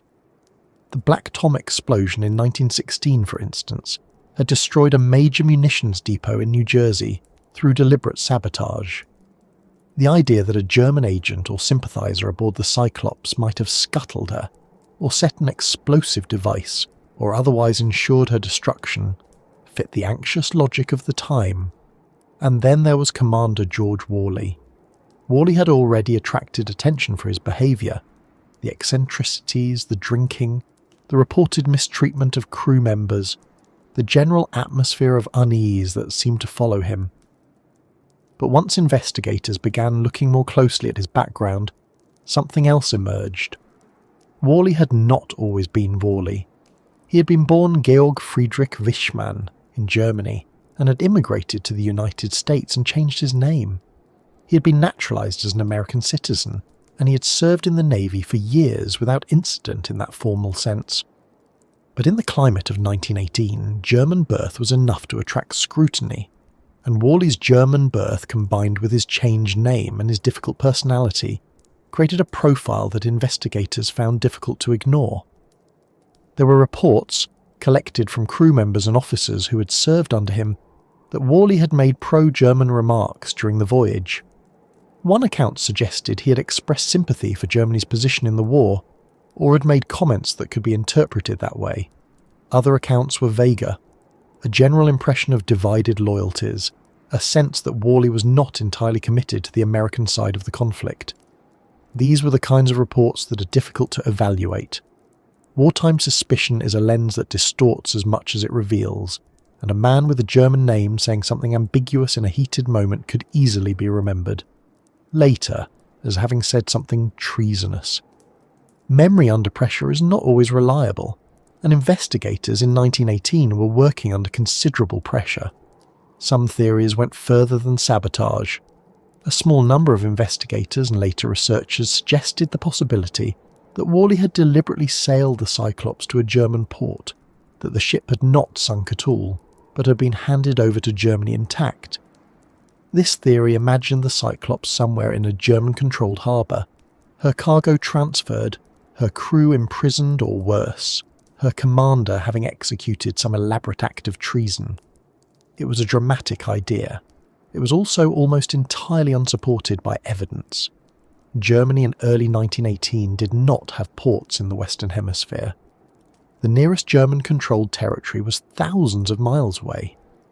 The logistics of sailing a 542-foot American Navy collier to Germany without being detected, through waters patrolled by Allied ships and aircraft, strained credibility to the point of breaking. Naval historians have generally treated this theory as a product of wartime anxiety rather than serious analysis. But the investigation into Worley himself continued even after the theories about his loyalty faded. What emerged was a portrait of a man who was, by many accounts, genuinely troubled. He had a history of conflicts with subordinate officers. He had been reported to Navy Command on multiple occasions for conduct unbecoming. There were suggestions of heavy drinking that went beyond social drinking into something more consuming. His behaviour on the final voyage, walking the deck in his underwear, his reported refusal to allow a malfunctioning engine to delay his departure, his apparent dismissiveness about the ship's condition, painted a picture of a commander who was either reckless, mentally unwell, or simply indifferent to the concerns of the people around him. Whether any of this contributed to the Cyclops' fate is impossible to say. A troubled commander does not necessarily sink a ship, but a troubled commander who ignores warning signs, who pushes a damaged vessel into open ocean with a dangerously heavy cargo, who makes decisions based on ego or instability rather than seamanship. That is a different kind of risk. The sabotage theory, in its various forms, never produced evidence. It produced suspicion, and suspicion in wartime is easy to generate and hard to dispel. The Navy's investigation noted Worley's background and the reports about his conduct and his remarks, and filed them alongside everything else that could not be confirmed. The formal conclusion remained unchanged. Cause unknown. What the wartime context did, more than anything else, was complicate the investigation in ways that made other explanations harder to pursue cleanly. Every theory that pointed toward mechanical failure or navigational disaster had to compete with the louder, more emotionally satisfying theories about espionage and betrayal. In 1918, the idea that a ship might simply sink, that the ocean and the physics of a heavy cargo and a damaged engine might be enough to explain everything, was less compelling than the idea that an enemy had done something deliberate. War gives events a human face, a human cause, a human villain. The ocean as a simple, indifferent force is harder to be angry at, harder to investigate, harder to close a file on. It is worth being clear about what the wartime theories ultimately produced. They produced no evidence of a U-boat attack. They produced no evidence of sabotage. They produced no evidence of treason. They produced suspicion about Worley, which was real and documented, but which could not be connected to any specific act or decision that caused the ship's loss. They produced a great deal of anxiety and investigative energy that, in the end, returned the same answer that everything else in this case returned. Nothing confirmed. Nothing resolved. There is something almost uncomfortable about sitting with that. The wartime context feels like it should matter more. March 1918, German submarines. A German-born commander, a cargo of war materials. These details feel like they should add up to something. They feel like the beginning of an explanation, and yet they do not add up. They sit alongside each other without connecting into a cause. The Cyclops was in a dangerous ocean during a dangerous time, commanded by a man with a complicated history, carrying a cargo that had military significance. All of that is true. None of it explains what happened. What the wartime theories did establish, in a quiet and somewhat indirect way, was that the disappearance of the Cyclops was not easily explained by the most obvious external cause available. If a U-boat had sunk her, there would almost certainly be some record of it. If sabotage had destroyed her, the evidence would likely have pointed somewhere specific. An explosive device leaves traces even at the bottom of the ocean. The absence of any such evidence pushed investigators, then and later, toward explanations that were internal to the ship herself. What was wrong with the Cyclops before she left Barbados? What was the condition of her cargo, her engine, her structure? What might have happened in the open water between the Caribbean and the American coast that the ship herself caused, or could not prevent?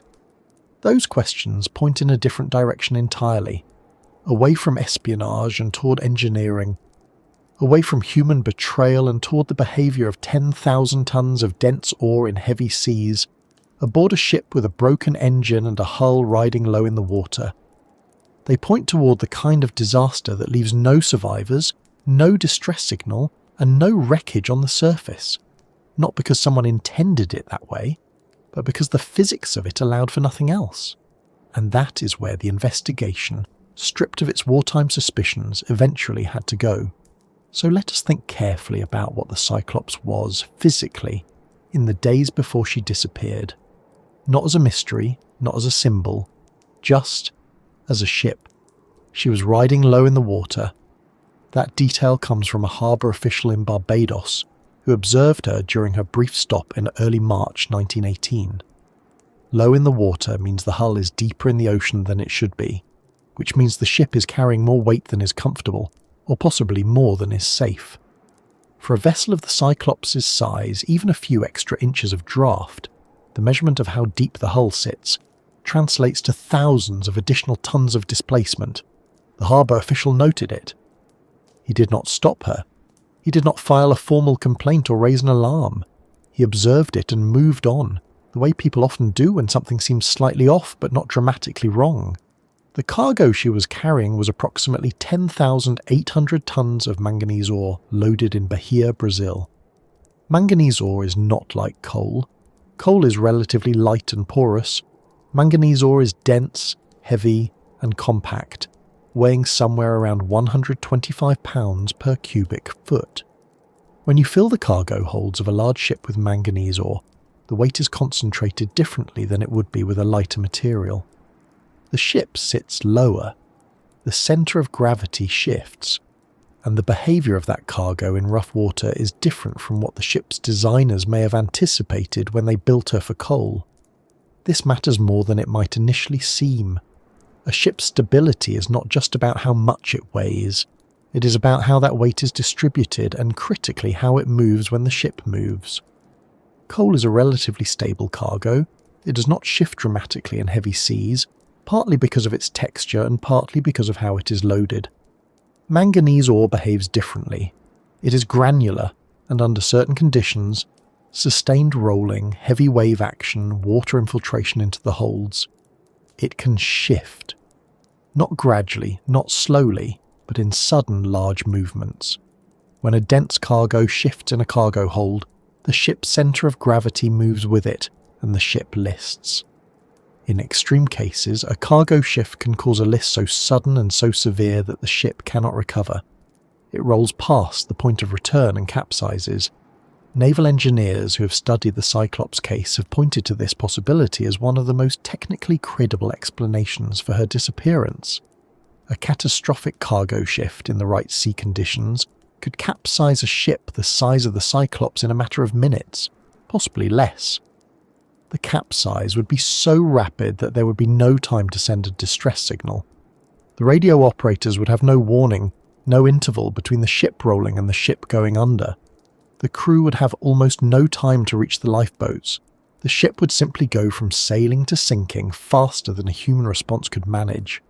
This is a difficult thing to fully picture, because we tend to think of large ships as inherently stable things. A 542-foot vessel, nearly 20,000 tons of displacement when loaded, seems like something that would take a very long time to sink. And under ordinary circumstances that is true, but a capsizing is not the same as a sinking. A ship that rolls past its point of stability does not sink slowly from the bottom up. It rolls, and then it goes over, and then it is upside down in the water or on its side, and within a very short time it goes down. The size of the ship does not protect it from this. In some ways, a heavily loaded ship with a high centre of gravity is more vulnerable to a sudden capsize than a smaller, lighter vessel, because there is more mass moving in the wrong direction and less ability to correct. The ocean between Barbados and Baltimore in March is not a gentle place. March is still winter in the North Atlantic and the Western Atlantic approaches. Storms are common, swells can be significant. The Cyclops, departing Barbados around March 4th, would have been sailing into conditions that were unpredictable at best. If she encountered heavy weather, and there is no particular reason to think she did not, a ship riding low in the water, carrying a dense and potentially unstable cargo, would have been under real stress. Then there is the engine. One of the Cyclops' two main engines was reportedly not functioning before she left Barbados. The exact nature of the malfunction is not entirely clear from the records that survive, but what is clear is that Worley chose not to delay the departure to address it. A ship the size of the Cyclops was designed to operate with both engines providing power and, critically, manoeuvrability. With one engine out of service, her ability to respond to heavy seas was reduced. She could not make corrections as quickly. She could not hold a course as reliably in difficult conditions. If she encountered a storm or significant wave action, her reduced propulsion would have made it harder to keep the bow pointed into the waves, which is the standard way a ship manages heavy weather. A ship that loses its heading in rough seas and turns broadside to large waves is in a dangerous position. A ship that turns broadside to large waves while carrying 10,800 tons of dense ore that is free to shift, that is a very dangerous position. Some naval historians have also pointed to structural concerns with the Cyclops-class ships. The colliers of this design were known to have certain weaknesses in their keel structure, the long spine of the ship that runs along the bottom of the hull and provides the primary structural support for the entire vessel.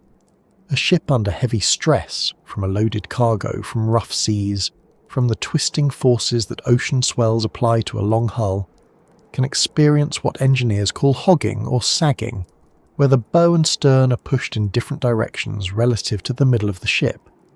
For a vessel with a weakened or stressed keel, this can lead to structural failure. The hull can crack. In extreme cases, it can break apart. A ship that breaks apart at sea does not leave much behind. The sections sink relatively quickly. Cargo spills into the water. Personal effects, life preservers, wooden fittings. Some of these things float, and in normal circumstances they would eventually be found, either drifting or washed ashore. But the Atlantic is large, and currents move things. If the Cyclops broke apart far enough from the coast, in deep enough water with strong enough currents, it is at least possible that the surface debris dispersed before anyone was looking for it. The search did not begin immediately. It took weeks before the Navy acknowledged that something was seriously wrong. By then, anything that had been floating could have drifted hundreds of miles in any direction. The depth of the water in this region also matters. Between the Bahamas and the eastern coast of the United States, depths vary considerably. In some areas, the seafloor is a few hundred feet down. In others, particularly as you move south and east toward the Puerto Rico Trench, depths exceed 19,000 feet. If the Cyclops went down in deep water, the wreck would be at a depth that was entirely beyond the reach of any search technology available in 1918, and would remain extremely difficult to locate even today without a targeted, well-funded survey effort. A ship at 15,000 feet of depth in the middle of a large ocean is effectively invisible unless you know almost exactly where to look. What makes this cluster of mechanical and structural explanations compelling is not that any single one of them is obviously the answer. It is that several of them could have worked together. A ship riding low because of an overloaded cargo of dense ore, with one engine out of service, sailing into March weather in the western Atlantic with a keel that may have been under stress. These are not separate problems that cancel each other out. They are overlapping vulnerabilities that compound. Each one makes the others more dangerous. A functioning engine might have helped the ship maintain heading in rough seas. A lighter cargo might have given the hull more freeboard and made a cargo shift less severe.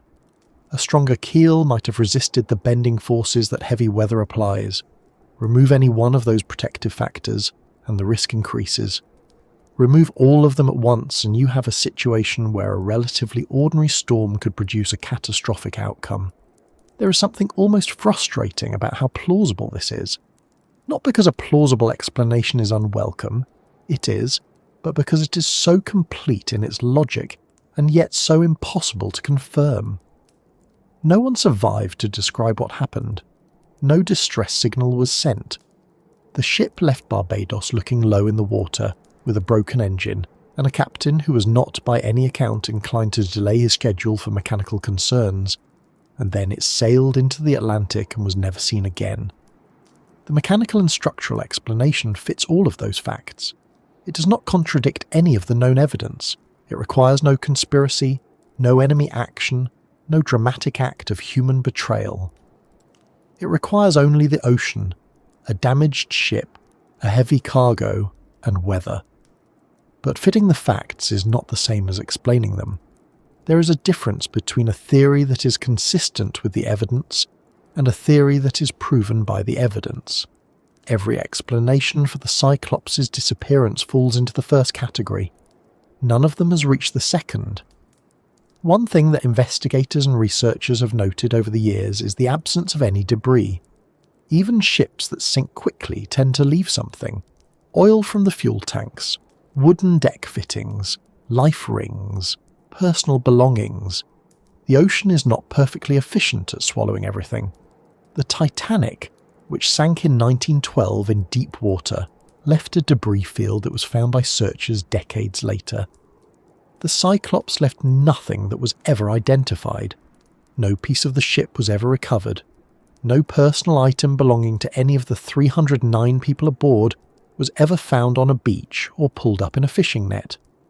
This absence is one of the genuinely strange aspects of the case, and it does not fit as neatly into the mechanical explanation as the other details do. A catastrophic cargo shift, a structural failure, a capsize. These events would produce debris, possibly a great deal of it. The fact that none of it was ever found is either a matter of timing and geography. The search came too late, the debris drifted too far, or it points to something about the nature of the sinking that prevented debris from surfacing in the first place.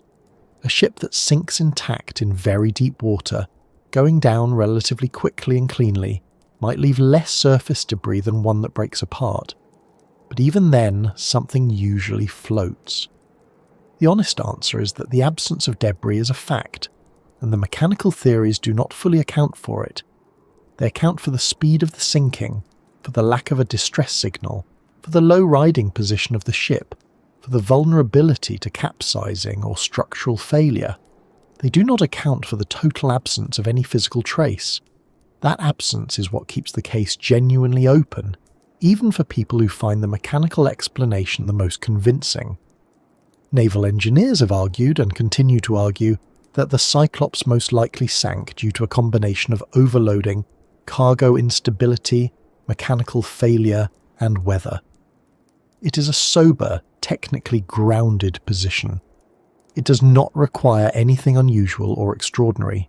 It is the kind of explanation that maritime disaster investigations reach regularly for ships that vanish in storms without survivors, and it may well be correct. The problem is that it cannot be confirmed without finding the wreck, and the wreck has not been found. What the structural and mechanical theories do, more than anything, is shift the focus of the mystery away from human actors and toward the ship itself. They ask not what Worley did, or what Germany did, or what some unknown saboteur did, but what the Cyclops was capable of surviving, and whether on that particular voyage, in those particular conditions, with those particular problems already present, she simply was not capable of surviving what the ocean put in front of her. That is a quieter kind of explanation, less dramatic than espionage, less satisfying than a villain. But the ocean does not require a villain to take a ship. It requires only the right combination of weight and water and weather and time. And in March 1918, somewhere in the Western Atlantic, it appears that combination was reached. The Cyclops case, though, did not exist in isolation. And as investigators and researchers looked more carefully at the history of these ships, not just the Cyclops, but the entire class she belonged to, they found something that complicated the picture in a way that was difficult to ignore. Because the Cyclops was not the only ship of her design to disappear. She was not even the last. And the pattern that emerged when you looked at all three ships together pointed towards something that no single theory, on its own, had fully accounted for. There is a name that gets attached to the Cyclops almost every time the story is told. A name that, depending on who you ask, either explains everything or explains nothing at all. The Bermuda Triangle. It is probably the most famous geographic label in the history of maritime mystery, and the Cyclops is one of its most frequently cited cases. So it is worth spending some time with that framing, not to dismiss it, and not to lean into it uncritically, but to understand what it actually means and what it does not. The region commonly described as the Bermuda Triangle is a rough triangular area of the Western Atlantic Ocean, with its 3 points generally placed at Miami, Florida, at the island of Bermuda to the northeast, and at Puerto Rico to the southeast. The area enclosed by those 3 points covers somewhere between 500,000 and 1.5 million square miles, depending on which version of the map you're looking at. It is not a small area. It is not a precise area either. There is no official boundary. The United States Board on Geographic Names does not recognize the Bermuda Triangle as a named geographic region. It is a popular concept, not a cartographic fact. But within that loosely defined zone, the Cyclops did disappear. She left Barbados, which sits near the southern edge of the triangle's rough perimeter, and she was headed for Baltimore, which would have taken her north through the Atlantic, through or near the triangle's interior. Whatever happened to her happened somewhere in that general region. So the geographic connection is real, in the loosest sense of the word real. The Bermuda Triangle as a concept entered popular consciousness gradually. Articles in the 1950s and 1960s began collecting stories of ships and aircraft that had vanished in the area. But the moment that truly fixed the triangle in the public imagination was a book published in 1974 by a writer named Charles Berlitz. The book was simply called The Bermuda Triangle, and it sold millions of copies. Berlitz gathered dozens of disappearances, crashes, and unexplained incidents, and presented them as evidence of something genuinely anomalous about the region, something that defied conventional explanation. He suggested possibilities ranging from unusual magnetic anomalies to underwater alien bases to the lost city of Atlantis. The Cyclops featured prominently. Berlitz described her disappearance in detail and placed it firmly within the triangle's pattern of inexplicable losses. The book was compelling. It was also not especially rigorous. A researcher named Lawrence David Kusher published a response to Berlitz in 1975 called The Bermuda Triangle Mystery, Solved. Kusher went back to primary sources, Coast Guard records, Lloyd's of London insurance reports, contemporary newspaper accounts, weather records. What he found was that many of the incidents Berlitz described were either misrepresented, inaccurately dated, or had occurred in entirely different locations than the triangle. Some ships that Berlitz listed as having vanished without explanation had, in fact, been found, or had sunk in documented storms, or had gone down in the Pacific rather than the Atlantic. The Bermuda Triangle, Cushy argued, was not a genuine pattern of unexplained disappearances. It was a pattern of selectively gathered, imprecisely reported incidents, assembled to support a conclusion that had been decided in advance. That is a strong critique, and much of it holds up. Lloyd's of London, the insurance market that has been tracking maritime risk for centuries, does not charge higher premiums for ships travelling through the Bermuda Triangle. Their actuarial data, which is about as sober and unsentimental as data gets, does not show the region to be statistically more dangerous than comparable stretches of ocean. Ships cross the triangle constantly, every day, carrying cargo and passengers and fuel, and the vast majority of them complete their journeys without incident. The triangle is one of the busiest shipping corridors in the world. The disappearances that have been attributed to it, when placed against the total volume of maritime traffic in the area, do not represent an unusual rate of loss. And yet, the Cyclops is real. Her disappearance is real. 309 people are genuinely gone, and no one has ever found them or explained what happened to them. The triangle framing did not invent the mystery. The mystery existed long before Berlitz wrote a word about it. What the triangle framing does is place the Cyclops inside a larger narrative, a narrative of the ocean, as a place with some special, concentrated quality of danger or strangeness in this particular region. And that narrative, however well it sells books, does not actually help explain what happened to the ship. What is true about the Bermuda Triangle region, in a purely practical sense, is that it contains a number of features that make it genuinely challenging for maritime navigation. The Gulf Stream runs through it, a powerful warm ocean current that moves at speeds up to 5 miles per hour and can disperse floating debris very quickly, which is one legitimate reason why wreckage from ships lost in the area might be harder to find than wreckage from ships lost in calmer, slower moving water. The weather in the Western Atlantic can shift quickly, producing violent squalls with a little warning, particularly in the spring and fall. The ocean floor in the region is extraordinarily variable. The Bahama banks are shallow, sometimes only a few feet deep, while the Puerto Rico Trench just to the south drops to nearly 28,000 feet, making it the deepest point in the Atlantic Ocean. A ship that sank in the trench would be extraordinarily difficult to find even with modern technology. These are not supernatural features, they're geographical and meteorological facts, but they do help explain why the region has a reputation for being unforgiving. The Cyclops fits into that geography in a specific way. If she sank quickly, in deep water, with the Gulf Stream already beginning to move any surface debris northeast and away from the shipping lanes, the absence of wreckage becomes somewhat more understandable. Not fully understandable. Ships have sunk in the Gulf Stream before and left some trace, but more understandable.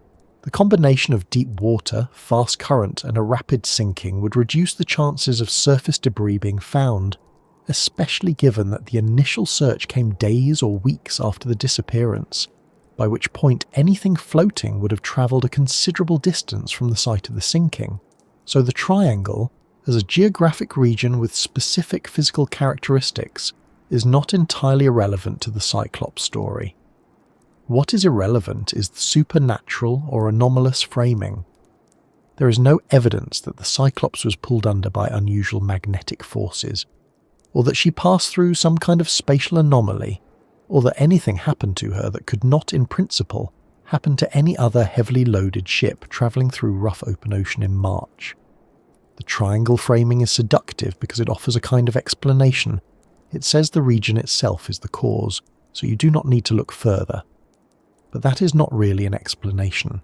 It is a label placed over an absence of explanation. It makes the mystery feel resolved while leaving it entirely open. What the Bermuda Triangle did do, practically speaking, was keep the Cyclops in public conversation long after it might otherwise have faded into naval history. Because of Berlitz's book and the wave of popular interest in the triangle that followed through the late 1970s and 1980s, the Cyclops remained a known case. People continued to write about it, research it, argue about it. That sustained attention has not produced an answer, but it has kept the question alive. And there is something to be said for keeping a question alive when 309 people are involved and no one has ever been held accountable. Not by evidence, not by testimony, not by any court or inquiry. The Navy's own investigation into the Cyclops' disappearance, conducted in the months and years after she vanished, did not invoke anything like the Bermuda Triangle. The investigators were looking at practical questions. Was the ship overloaded? Was the commander competent? Were there any signs of enemy action? Was there a mechanical failure? The Navy's official conclusion, issued after the war, was simply that the cause of the loss was unknown. They did not rule out structural failure. They did not rule out enemy action. They did not rule out human error. They ruled out nothing because they had nothing conclusive to rule anything out with. The official position of the United States Navy, more than 100 years later, remains that the fate of the USS Cyclops is unknown. That is a genuinely unusual situation. The Navy keeps records, it investigates losses, it assigns causes. For the Cyclops, it could not. And that institutional admission of ignorance coming from an organisation not normally inclined toward admissions of that kind says something about how complete and how strange the disappearance actually was. This was not a small vessel lost in a remote corner of the ocean. This was one of the largest ships in the Navy's fleet, travelling a well-known route, expected at a specific port on a specific date, carrying hundreds of people, and it simply did not arrive. No one saw it sink. No one heard it call for help. No one found any part of it afterward. The Navy looked and found nothing, and eventually wrote the case as unknown and left it there. The Bermuda Triangle Association has a way of making people either too credulous or too dismissive about the Cyclops. People who are drawn to paranormal explanations tend to treat the triangle connection as meaningful evidence of something beyond ordinary maritime disaster. People who are skeptical of paranormal claims tend to dismiss the Cyclops story along with the triangle mythology, as if the genuine mystery had been contaminated by association with less credible claims. Neither reaction is quite right. The Cyclops is not evidence of anything supernatural, but it is also not a case that has been explained. The triangle framing is a distraction from the actual mystery, which is specific and documented and real, not because the mystery is less interesting than the triangle mythology, but because the actual facts of the Cyclops' disappearance are strange enough on their own terms. A 542-foot ship, 10,000 tons of ore, a broken engine, a captain with a troubled history, a departure from Barbados in early March of 1918, and then nothing. No signal, no wreck, no survivors, no debris. That is the mystery. It does not need a triangle drawn around it to be worth taking seriously. What it does need, perhaps, is a closer look at the people involved. Not just the ship, not just the cargo, not just the mechanical circumstances, but the human beings who were aboard and the human beings who commanded her. Because the Cyclops story is not only a story about a ship, it is also a story about a man whose name was not entirely his own, whose loyalties were questioned, whose behaviour was described by the people who served under him in terms that range from eccentric to alarming. A man who, some investigators believed, might not have been a passive victim of whatever happened to the Cyclops, but an active participant in it. Commander George Worley had been under scrutiny long before the Cyclops disappeared. After she vanished, that scrutiny intensified considerably, and the questions that investigators asked about him, about who he really was, about what he might have done, about whether the disappearance of the ship and everyone aboard it was entirely beyond his control. Those questions have never been answered either. George Worley had been commanding naval vessels for years before the Cyclops. He was not an outsider who had wandered into a position of authority. He had a record, a history, a reputation that stretched back through several postings. But reputations in the Navy are not always simple documents. Worley's was layered with contradictions that his superiors had, for various reasons, chosen to look past, until the moment they no longer could. His name, to begin with, was not George Worley. He had been born Georg Friedrich Wichmann in Germany, sometime around 1862. He had emigrated to the United States, changed his name, become a naturalized citizen, and built a career in the merchant marine before eventually receiving a commission in the Naval Auxiliary Service. The name change itself was not unusual for immigrants of that era. Many people arriving in America adjusted their names for practical reasons, to sound less foreign, to avoid discrimination, to simply start fresh in a new country. That alone proved nothing.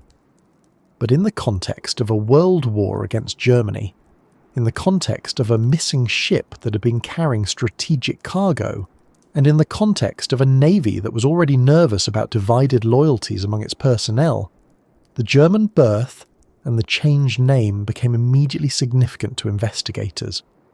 What made things more complicated was that Worley had reportedly made comments during the voyage, and possibly before it, that his crew found troubling.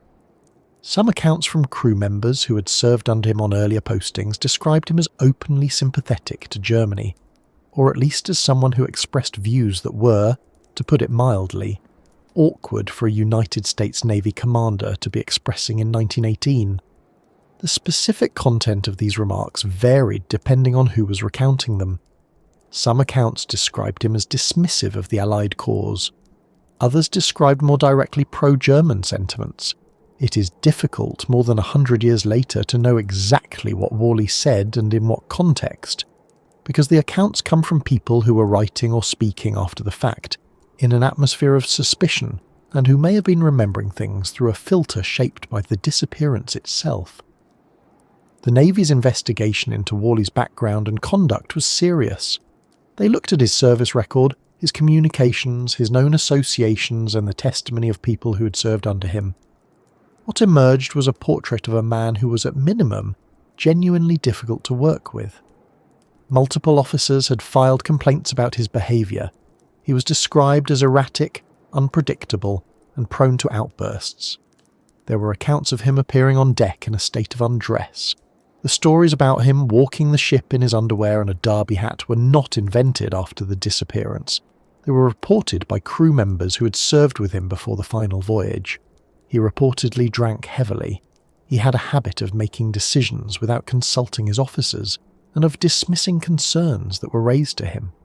Whether any of this made him a traitor or a saboteur is a different question entirely. Difficult personalities are not rare in positions of authority, and eccentricity does not imply treachery.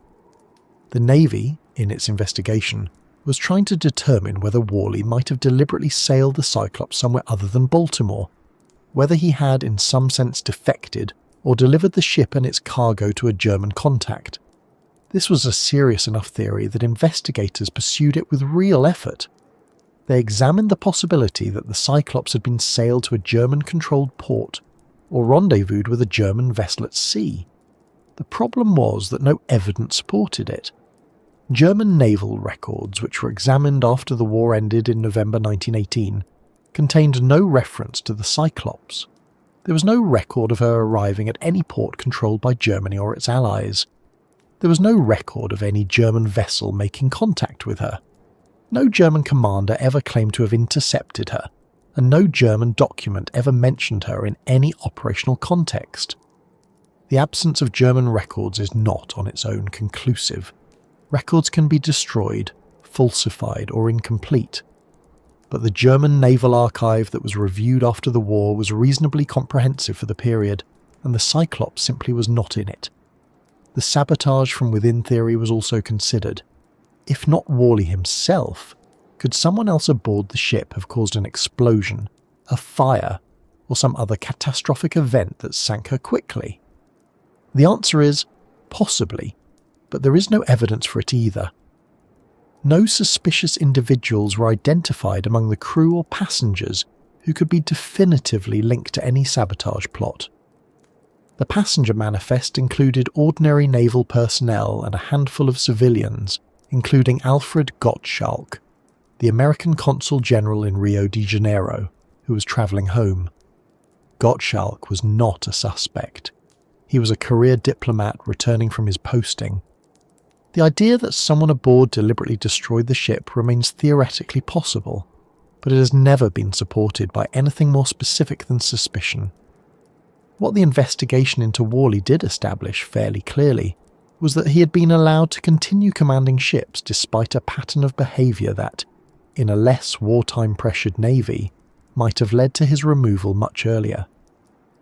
The Naval Auxiliary Service was not the most rigorously supervised branch of the Navy's operations. Worley had managed to maintain his command through a combination of seniority, a shortage of experienced officers, and possibly the simple institutional tendency to leave a known quantity in place rather than deal with the disruption of replacing him. Whether that decision contributed to the Cyclops' fate is something that cannot be answered, because the fate itself is unknown. There is a version of the Cyclops story in which Worley's character is essentially irrelevant. In this version, the ship was structurally vulnerable, overloaded, mechanically compromised, and sailing through unpredictable March weather in the Atlantic, and she simply failed, catastrophically and quickly, before anyone could do anything about it. In this version, Worley could have been the most competent and loyal commander in the Navy's history, and the outcome would have been the same. The oar shifted, or the hull gave way, or a wave hit her at the wrong angle when she was already riding too low, and the ship went down in minutes.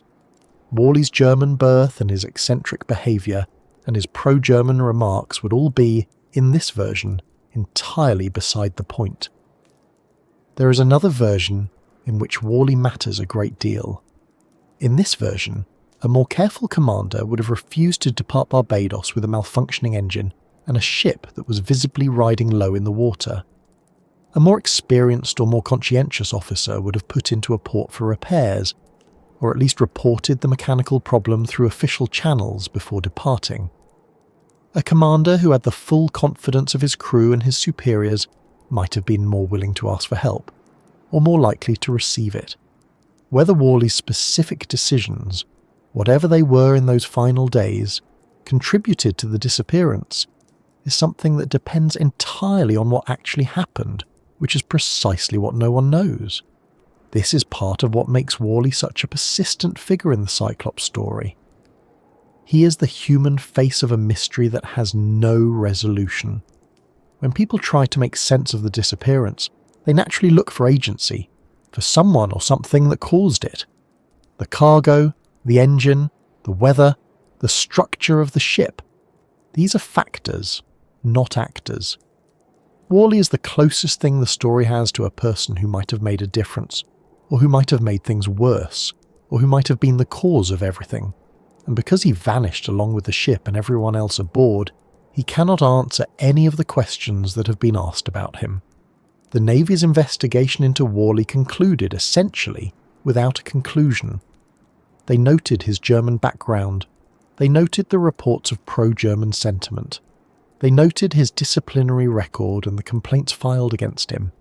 They noted that his behaviour had been unusual enough to attract attention from multiple sources over multiple years. And then they noted that none of this produced any evidence of what had happened to the ship. The investigation was thorough enough to establish that Worley was a problematic figure. It was not thorough enough, because nothing could have been, to establish what role, if any, he had played in the disappearance. Some researchers who have written about the Cyclops in the decades since have treated Worley as the most likely key to the mystery. The argument goes something like this. A competent commander would not have departed Barbados in the condition the ship was reportedly in. A loyal commander would not have expressed the views that crew members attributed to Worley. Therefore, something Worley did, whether through negligence, instability, or deliberate action, is the most plausible explanation for what happened. This argument has a certain internal logic, but it is built almost entirely on inference. It assumes that Worley's character caused the outcome without being able to demonstrate how. Other researchers have pushed back on what they see as an unfair historical treatment of Worley. They point out that the accounts of his pro-German remarks come from people who were recalling events in a climate of wartime suspicion, after the ship had already disappeared, when the pressure to find a human explanation was intense. They point out that changing one's name was common among immigrants, and proved nothing about loyalty. They point out that erratic behaviour and heavy drinking, while concerning, do not make someone a traitor or a saboteur. And they point out that whatever Worley's faults as a commander, he died along with everyone else aboard, which is not consistent with a man who had arranged his own escape. That last point is worth sitting with for a moment. If Worley had intended to deliver the ship to Germany, or to sabotage it, or to do anything deliberate that caused its loss, the most straightforward expectation would be that he had arranged some way to survive what happened. The fact that he vanished along with 308 other people does not prove he was innocent of any wrongdoing. Accidents can trap even their architects, but it does complicate the most dramatic versions of the betrayal theory. A man who planned to defect or sabotage his own ship would presumably have planned to be somewhere other than aboard it when things went wrong.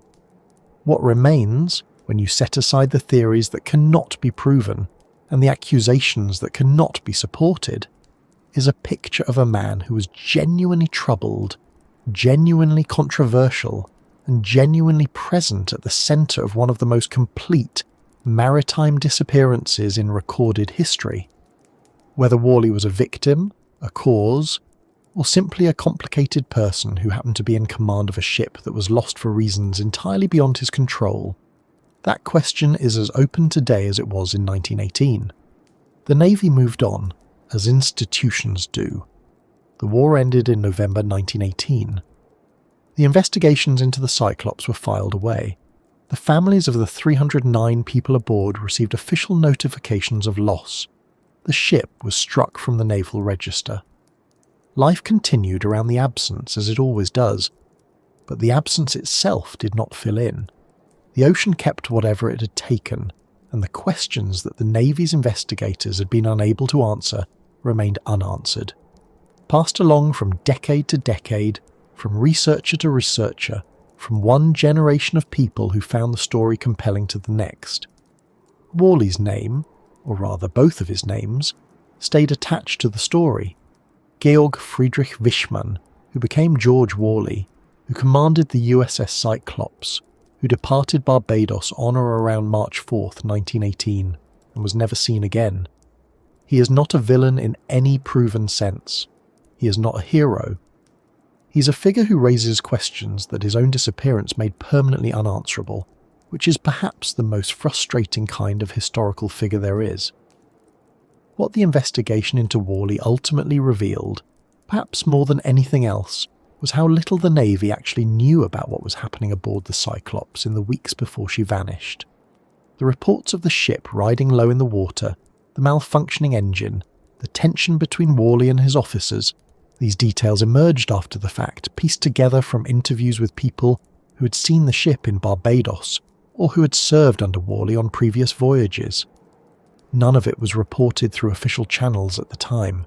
None of it triggered any official response before the ship departed. The Cyclops left Barbados carrying everything that was wrong with her. The weight, the broken machinery, the difficult commander, and no one with the authority to intervene had been given the information they would have needed to do so. That institutional gap, that failure of communication between what was known on the ground and what was acted on by those in authority, is itself a kind of answer to part of the question. Not the whole answer, not an explanation for what physically happened to the ship, but an explanation for why a ship in that condition was allowed to depart at all. The Cyclops was not sent into danger by people who knew she was in danger. She was sent into danger by people who did not know, because the information that would have told them was never passed upward in any formal way. And so she sailed. northward into open ocean in early March, carrying more weight than she was comfortable with, running on one engine, commanded by a man whose judgment was already in question and whose loyalties were already suspected by the people who served under him. Whatever happened next happened without witnesses, without a distress call, without any physical evidence that has ever been recovered. The investigation into Worley told the Navy a great deal about who he was. It told them nothing about what he had done, or what had been done to the ship or where she had gone. And so the case remained open, the questions multiplied, and the story moved forward, not toward resolution, but toward the next layer of the mystery. Because the Cyclops, it turned out, was not the only ship of her kind to vanish. She had sisters, and they were gone too. The USS Proteus and the USS Nereus were not famous ships. They did not carry the same weight of legend that would eventually attach itself to the Cyclops. They were workhorses, the same as their sister had been, built at the same William Cramp & Sons shipyard in Philadelphia, launched in the same era, designed for the same unglamorous purpose of hauling heavy cargo across long distances of open water. If you stood the three of them side by side, you would have had difficulty telling them apart. Same hull design, same cranes, same general proportions, same class of vessel, with all the strengths and all the weaknesses that classification implied. The Proteus was launched in 1905, 5 years before the Cyclops. The Nereus followed in 1913. All three served the US Navy during the First World War, moving fuel and supplies along the routes the fleet depended on. After the war ended, the Navy had less use for them. The Proteus and Nereus were eventually transferred, sold, in the early 1920s to a Canadian company called the Saguenay Terminals Limited, which operated them as commercial ore carriers in the Atlantic trade. They were old ships by that point, but they were large and capable, and they kept working. For roughly 2 decades they did exactly that. They hauled ore, they made their crossings. They were not remarkable. Nobody wrote about them. Nobody told stories about them. They were simply there, doing the kind of work that keeps industries running without anyone paying much attention. And then, in November 1941, both of them vanished. Not together, not at the same moment, but within weeks of each other, in the same general region of the Atlantic, under conditions that were strikingly similar to what the Cyclops had experienced 23 years earlier. The Nereus disappeared first, sometime around mid-November. She had departed St. Thomas in the US Virgin Islands, bound for Portland, Maine, carrying a cargo of bauxite ore. She never arrived. No distress signal, no wreckage found, no bodies recovered. The Proteus followed shortly after, departing St. Thomas on the same general route, also carrying bauxite ore, also bound northward. She also never arrived. No distress signal, no wreckage, no bodies. 2 ships, same design, same region, same type of cargo, same complete absence of any evidence, gone within weeks of each other, following the same path that their sister ship had taken in 1918. The numbers involved were smaller than with the Cyclops. The Proteus and Nereus were operating as commercial vessels with reduced crews, not as Navy ships with hundreds of personnel aboard. But the disappearances themselves were just as total, just as silent, and just as devoid of physical explanation as the one that had preceded them by more than 2 decades. When you learn about the Proteus and the Nereus, the first thing that happens is a kind of quiet recalibration. Because the Cyclops, taken alone, can be explained in a dozen different ways. You can point to the overloaded cargo, the broken engine, the difficult commander, the rough march seas, the wartime conditions, the statistical reality that ships do sometimes sink without warning. Any one of those factors, or some combination of them, could account for a single disappearance. The ocean is large, things are lost. It is sad and it is strange, but it is not impossible. 3 ships of the same design, vanishing in the same region, carrying the same type of dense ore cargo without leaving any trace behind, that is a different kind of problem. The pattern is too specific to dismiss with a shrug. The most technically grounded explanation and the one that a number of naval historians and maritime engineers have returned to over the years, centres on the ship's shared design.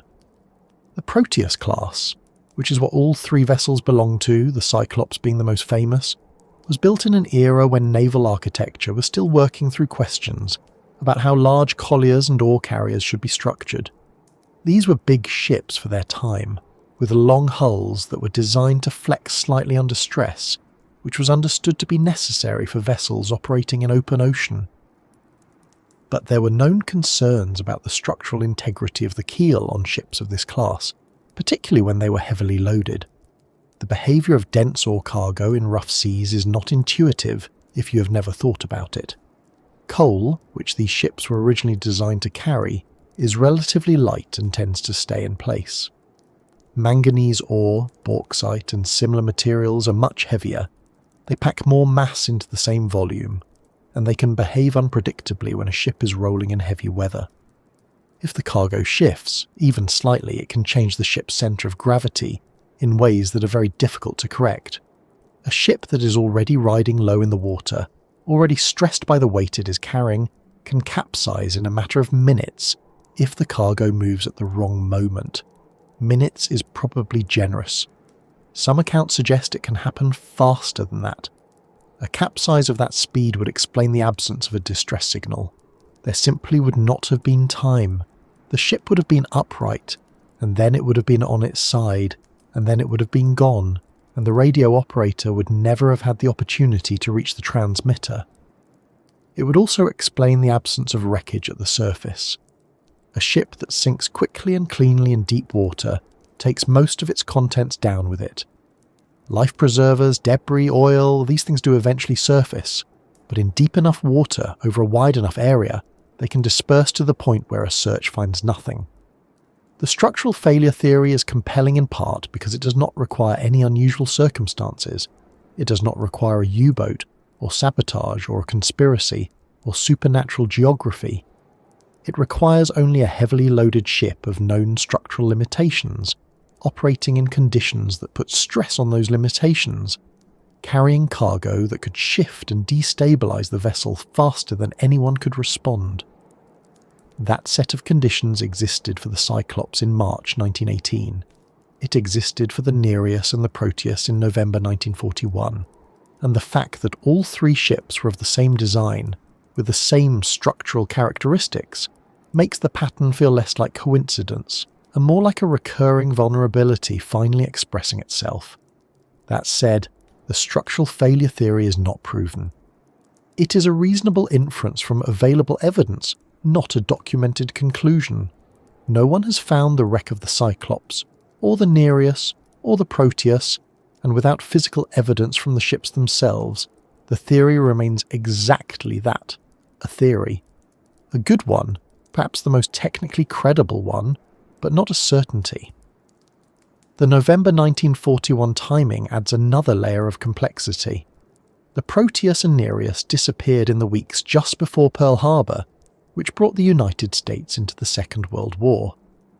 German U-boats had been operating aggressively in the Atlantic throughout 1941, and while the US was not yet formally at war, American shipping was already being targeted in some cases.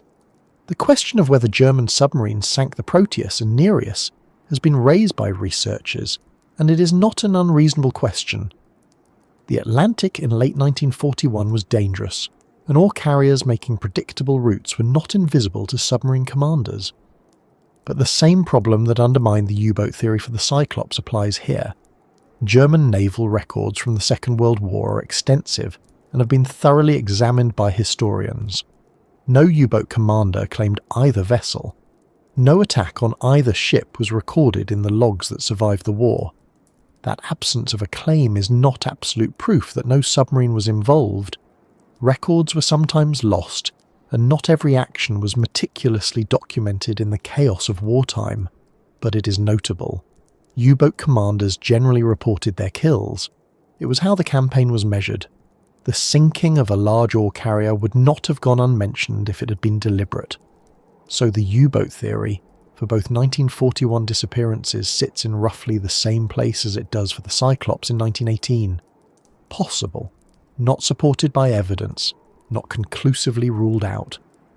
What the three disappearances together do, more than anything else, is make the structural and cargo-related explanations feel more credible by repetition. If the Cyclops had been the only ship of her class to vanish in this way, the list of possible explanations would remain long and open. The addition of the Proteus and Nereus, disappearing under almost identical conditions, narrows that list considerably. It points towards something that these ships shared: their design, their structural characteristics, the type of cargo they were carrying, rather than something unique to any one voyage or any one commander.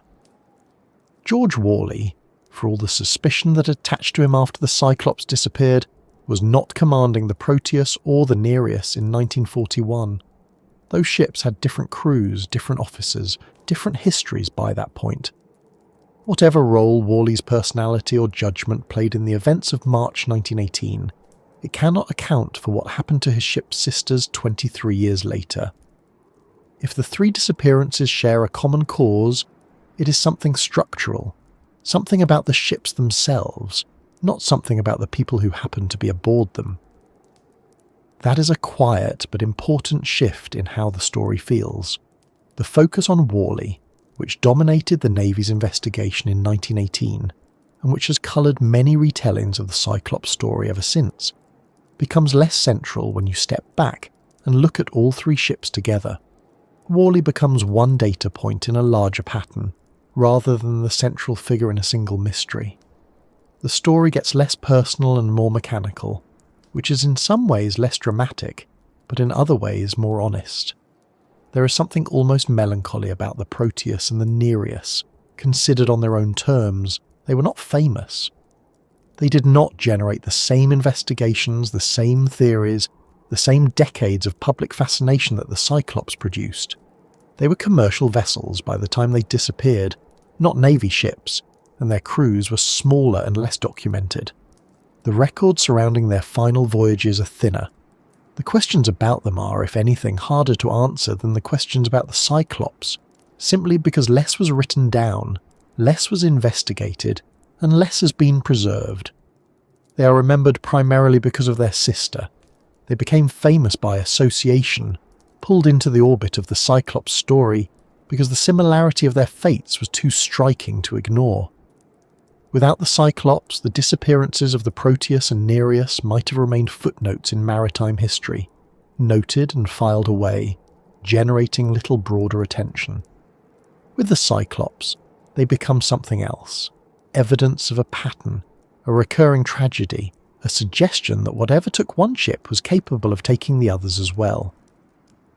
The Bermuda Triangle literature, which we touched on earlier, made much of all three disappearances. They were presented together as proof of the region's particular danger, three data points forming a line that pointed towards something inexplicable. But as with the Cyclops alone, the triangle framing does not actually explain anything.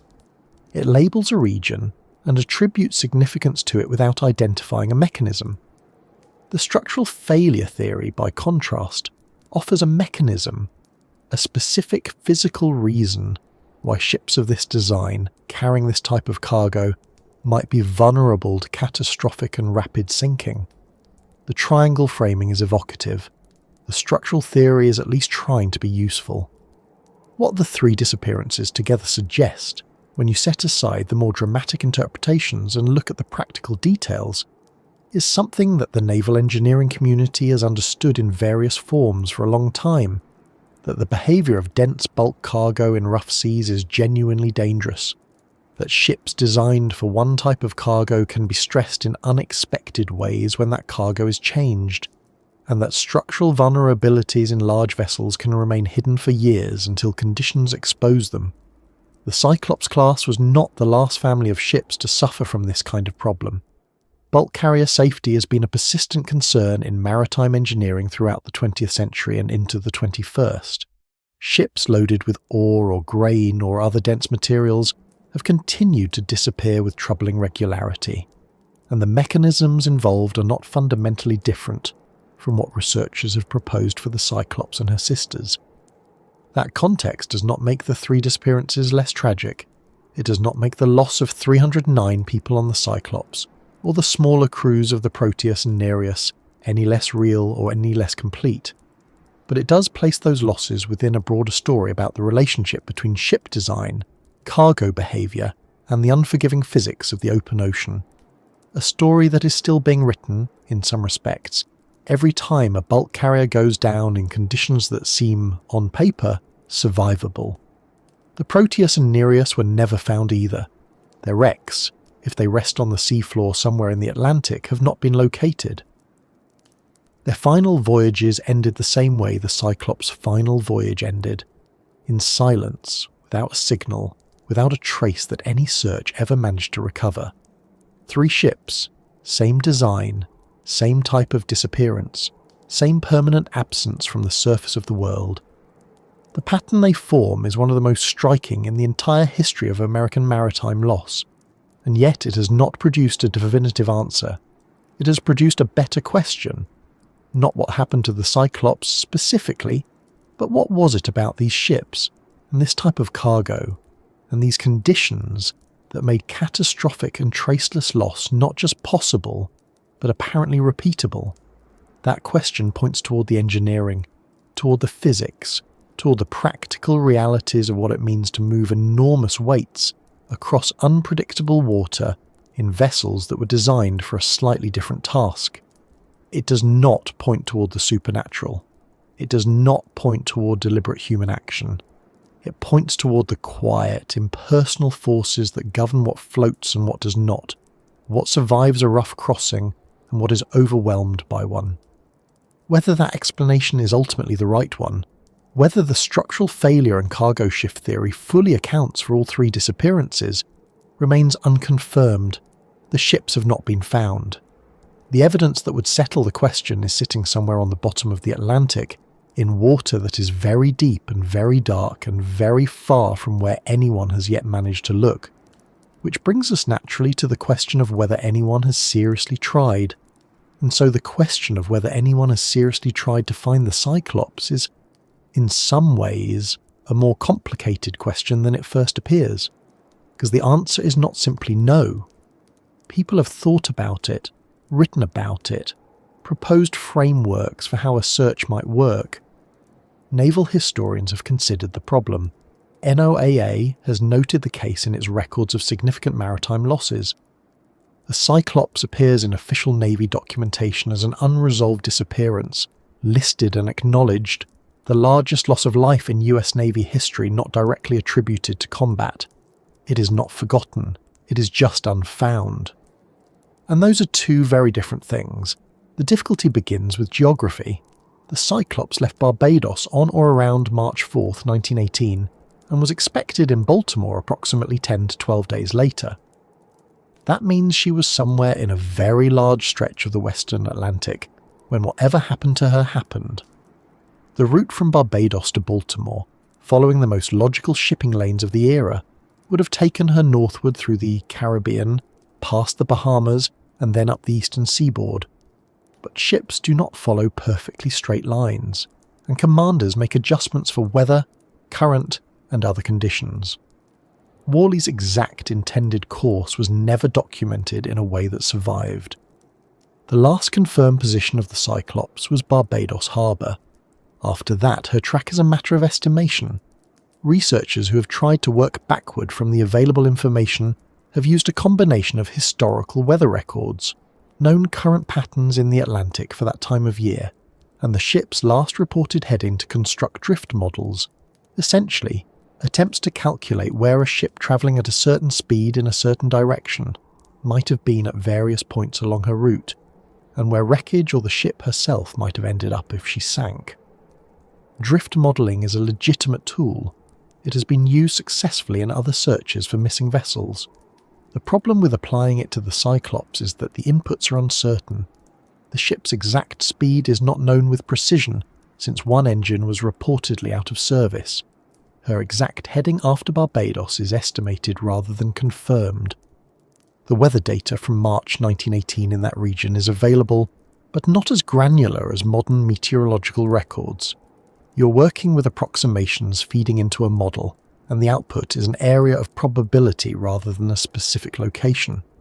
That area of probability is still very large.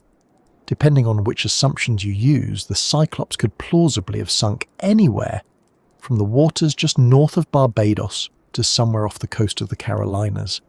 That is a stretch of ocean covering hundreds of thousands of square miles, with depths that vary enormously. Near the islands and along the shallow banks of the Bahamas, the water might be a few hundred feet deep. Out in the open Atlantic, you're looking at depths of several thousand feet. And then there is the Puerto Rico Trench, which sits to the east of Puerto Rico and reaches depths of over 27,000 feet in some places, the deepest point in the entire Atlantic Ocean. If the Cyclops went down in or near the trench, she would be resting in conditions that are extraordinarily difficult to survey, even with modern equipment. Modern sonar technology has transformed underwater search and survey work in ways that would have seemed almost impossible to earlier generations of maritime investigators. Side-scan sonar, which sends acoustic pulses outward from a towed instrument and builds up a detailed image of the seafloor, can cover significant areas at reasonable speeds. Multi-beam echo sounders can map large swathes of the ocean bottom in high resolution. Autonomous underwater vehicles, or AUVs, can be sent down to investigate specific targets identified by sonar, travelling at depths and in conditions that would be impossible for human divers. The tools exist, they are real, and they work.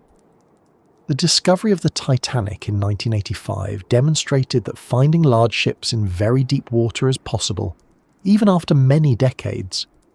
The Titanic was found at a depth of about 12,500 feet, roughly 2.5 miles below the surface, using a combination of sonar survey work and remotely operated vehicles. But finding the Titanic required a focused, funded, sustained search effort. Robert Ballard's 1985 expedition was the product of years of planning, significant institutional support, and a reasonably constrained search area based on careful analysis of the Titanic's last known position and the behaviour of ocean currents in that region. Even then, the ship was not found immediately. The search took time and resources.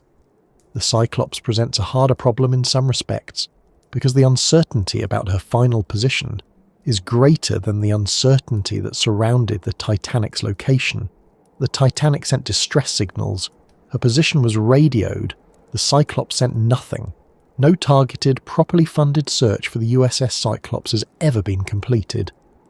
That is worth saying plainly, because it is sometimes implied in discussions of the case that the ship has been thoroughly searched for and simply not found, which is not quite accurate. The ship has been not searched for in a very thorough way. The Navy conducted a surface search in 1918 covering the shipping lanes and contacting ports, looking for survivors or floating wreckage. They found nothing. But a surface search in 1918 was not capable of locating a sunken vessel on the seafloor of the deep Atlantic. It was looking for things that floated, for signs of recent disaster, for people in lifeboats. It was not a seafloor survey. The technology for that kind of survey did not exist in 1918. In the decades since, the case has attracted attention from researchers and maritime historians, but attention is not the same as a funded expedition. Writing about the Cyclops, theorising about the Cyclops, including the Cyclops in books about naval mysteries or the Bermuda Triangle, none of that puts sonar equipment in the water over the right stretch of ocean. What it would take to actually search for the Cyclops is a serious, well-resourced expedition, a research vessel, a sonar survey system capable of operating at depth, a team of specialists, and the time to cover a meaningful portion of the search area systematically. That kind of expedition costs money, significant money. And the Cyclops, for all her historical importance, has not yet attracted the combination of institutional interest and available funding that would make such an expedition possible. Part of the reason for this is practical. The US Navy has a long list of ships lost in action or in service, and the resources available for underwater heritage investigation are limited. NOAA's Office of National Marine Sanctuaries and similar bodies do important work in documenting and protecting underwater heritage sites, but their resources are also constrained, and their priorities are shaped by a range of factors. The Cyclops is one case among many. Part of the reason is also geographical. The search area is genuinely daunting, and without a better constrained estimate of where the ship might be, the cost-to-probability ratio of a search is difficult to justify to the people who control research budgets. There have been informal proposals over the years. Researchers have published suggested search grids based on their own analysis of the ship's last known position, likely course, and the behaviour of the ocean in that region. Some of these proposals are careful and methodologically reasonable. They represent genuine attempts to narrow the problem down to a manageable area. But a published proposal is a long way from an actual expedition, and as of the time this narration was written, no organisation has committed to a systematic underwater search for the Cyclops. What makes this slightly more tantalising is that the wreck, if it exists, and if it is reasonably intact, would be an extraordinary find. The Cyclops was a large ship, 542 feet long, nearly 20,000 tons when loaded. On the sea floor at depth, in cold water with limited biological activity, large steel structures can survive for a very long time. The Titanic has been on the bottom since 1912 and is still recognisable, still vast, still in some ways coherent, though she is deteriorating. The Cyclops, if she went down in deep, cold water, could theoretically be in a comparable state of preservation. She would be a significant archaeological site, not just a historical curiosity. The physical evidence she might provide, the condition of her hull, the distribution of her cargo, the state of her engine room, could speak directly to the question of how she sank. A broken keel would look different from a capsized but intact hull. Cargo scattered across a wide area would suggest a different sequence of events than cargo still concentrated in the holds. The sea floor, in a strange way, might have preserved the answer to the question that has gone unanswered for more than a century. That is a genuinely compelling thought, not in a dramatic treasure hunt sense, but in a quieter, more honest sense. The information is probably down there. The ship did not evaporate. She went somewhere, and somewhere is almost certainly the bottom of the ocean, and the bottom of the ocean in many respects is a very good place for physical evidence to survive. The challenge is not that the evidence is gone. The challenge is that the ocean is very large and very deep, and finding one specific object in it, without a reliable starting coordinate, is an enormously difficult problem even with modern tools. It is worth noting that other ships from the same era have been found in deep water after long searches. The wreck of the USS Indianapolis, the heavy cruiser that was sunk by a Japanese submarine in July 1945, and whose survivors endured days in shark-infested water before rescue, was located in 2017 by a research team led by Paul Allen, the Microsoft co-founder who funded significant ocean exploration work before his death. The Indianapolis was found in the Philippine Sea at a depth of about 18,000 feet, using modern sonar survey technology and careful analysis of historical records. The search was funded privately, driven by a combination of historical interest and the resources to act on that interest. The Cyclops could, in principle, be found in a similar way, if someone with the right combination of interest and resources decided to look. The sister ships, the Proteus and the Nereus, present a slightly different version of the same problem. Their last known positions are also uncertain, their routes also reconstructed from incomplete records, their wrecks also unfound. If all three ships share a structural vulnerability, and if that vulnerability produced similar failure modes, then in principle the wrecks might show similar characteristics, similar patterns of hull damage, similar distributions of cargo on the seafloor. Finding one of the three would not automatically explain the others, but it would provide a starting point, a physical reference that researchers could use to build a more complete picture. None of this has happened yet. The Cyclops, the Proteus, and the Nereus remain on the seafloor of the Atlantic, or at least that is the most reasonable assumption, unlocated and unexamined. The questions they could answer are still open. The technology that might answer them exists. The will and the resources to apply that technology to this specific problem have not yet come together in the right way. There is something quietly strange about that gap between what is theoretically possible and what has actually been done. We live in an era when the deep ocean is more accessible than it has ever been, when the tools for finding and examining underwater sites are genuinely remarkable, and yet the largest single loss of life in US Navy history outside of combat remains not just unexplained but unsearched in any meaningful modern sense. The Cyclops is out there somewhere, in all probability. The ocean has not destroyed her entirely. She's waiting, in the way that objects on the seafloor wait, without impatience, without awareness, simply present in the dark and the cold and the pressure, holding whatever physical evidence she still carries about what happened on a March morning in 1918 when 309 people went silent without warning. What that evidence would actually tell us if we found it, whether it would confirm the structural failure theory or suggest something else entirely or raise new questions alongside the ones it answered, is impossible to know in advance. That is the nature of evidence you have not yet seen. But the possibility that it exists, and that it is recoverable, and that it might finally resolve a mystery that has lasted more than 100 years, is one of the more quietly remarkable facts about the Cyclops case. The answer may not be lost. It may simply be waiting in the dark at the bottom of the Atlantic for someone to go and find it. And what that finding might reveal about the ship, her crew, and the final hours of her last voyage is a question that carries us naturally toward what the Cyclops ultimately means, not just as a mystery, but as a loss. And that brings us to what the Cyclops actually is. When you step back from the theories and the timelines and the technical arguments about ore density and structural failure and engine malfunctions, she is, at her core, a loss, a very large and very human loss. 309 people. That is the number that stays with you, if you let it.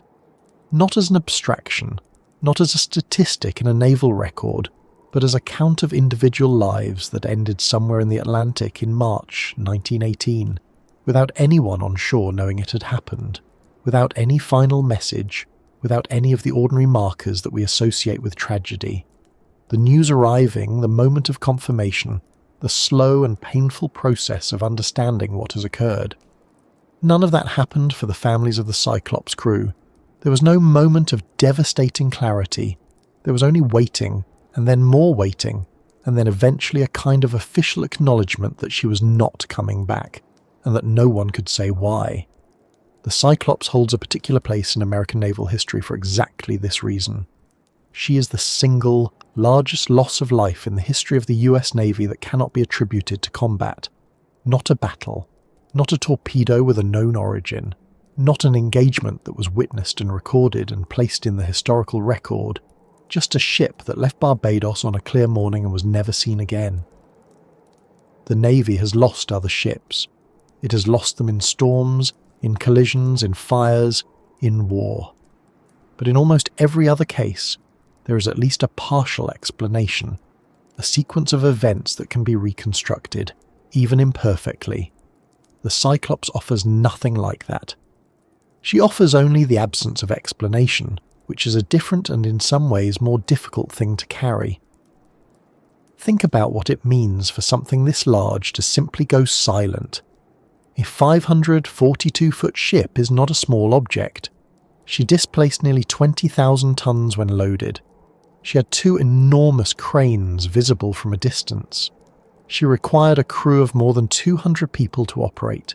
She was, by the standards of her era, a significant industrial presence on the water, loud, slow, unmistakable. The idea that something of that size and that weight and that visibility could pass out of the world without leaving a single recoverable trace is genuinely difficult to process. We are accustomed, in a general way, to the idea that the ocean is large and that ships can sink. But we're also accustomed to the idea that when ships sink, they leave something behind. A slick of fuel oil spreading across the surface, a field of floating debris, a life ring with a name stenciled on it. A body eventually carried somewhere by the current. The Cyclops left none of those things, or if she did, none of them were found. The ocean received her completely and gave nothing back. That completeness is part of what makes the case so persistent. Mysteries that leave partial evidence eventually resolve, or at least narrow. The partial evidence points in a direction, and researchers follow it, and over time a picture emerges that may not be perfect, but is at least plausible. The Cyclops left no partial evidence. Every theory about what happened to her is built on inference, on what we know about the ship's condition, her cargo, her route, her commander, the weather, the era, but none of it is anchored to physical proof. The structural failure theory is the most technically compelling, and it may well be correct, but it remains a theory. The cargo shift, the broken engine, the low-riding hull, the known weaknesses in the keel design, all of it points in a direction, but pointing in a direction is not the same as arriving at an answer. There is something the ocean does that no other environment quite replicates. It removes, not always completely and not always quickly, but with a thoroughness that land does not match. A ship that goes down in deep water enters a world where the ordinary processes of discovery and recovery simply do not apply. There are no passers-by. There is no erosion that slowly reveals what was buried. There is no one walking the shoreline after the storm to find what washed up. The deep ocean is not a place where things surface on their own. What goes down tends to stay down, and what stays down tends to stay unknown, unless someone makes a deliberate and well-resourced effort to go and look. The Cyclops has been waiting for that effort for more than 100 years. It has not yet come.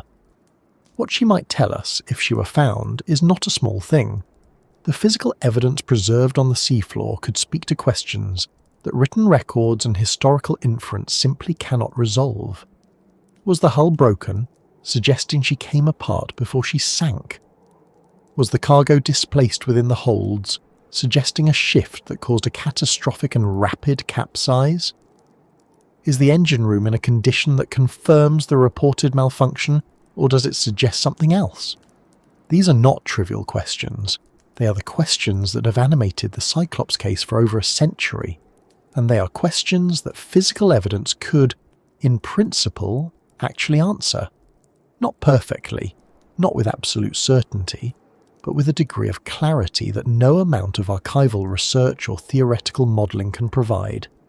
And yet she has not been found. And that gap between the possibility of finding her and the reality that no one has is itself worth sitting with for a moment. We have the technology, we have the historical record, we have the motivation in the sense that the case is well known and genuinely significant.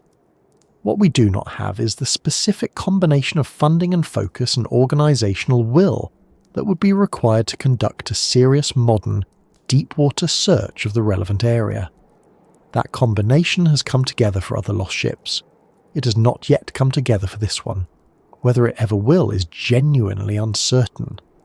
The families of the 309 people aboard the Cyclops never received that clarity either. In 1918, the Navy eventually declared the ship lost and her crew dead. But that declaration was an administrative act, not an explanation. The mothers and fathers and wives and children of the men aboard were left with the same absence that historians are left with today, a confirmed loss and an unconfirmed cause. That is a particular kind of grief, the kind that has no anchor, no specific moment to return to, no clear understanding of what the last hours looked like.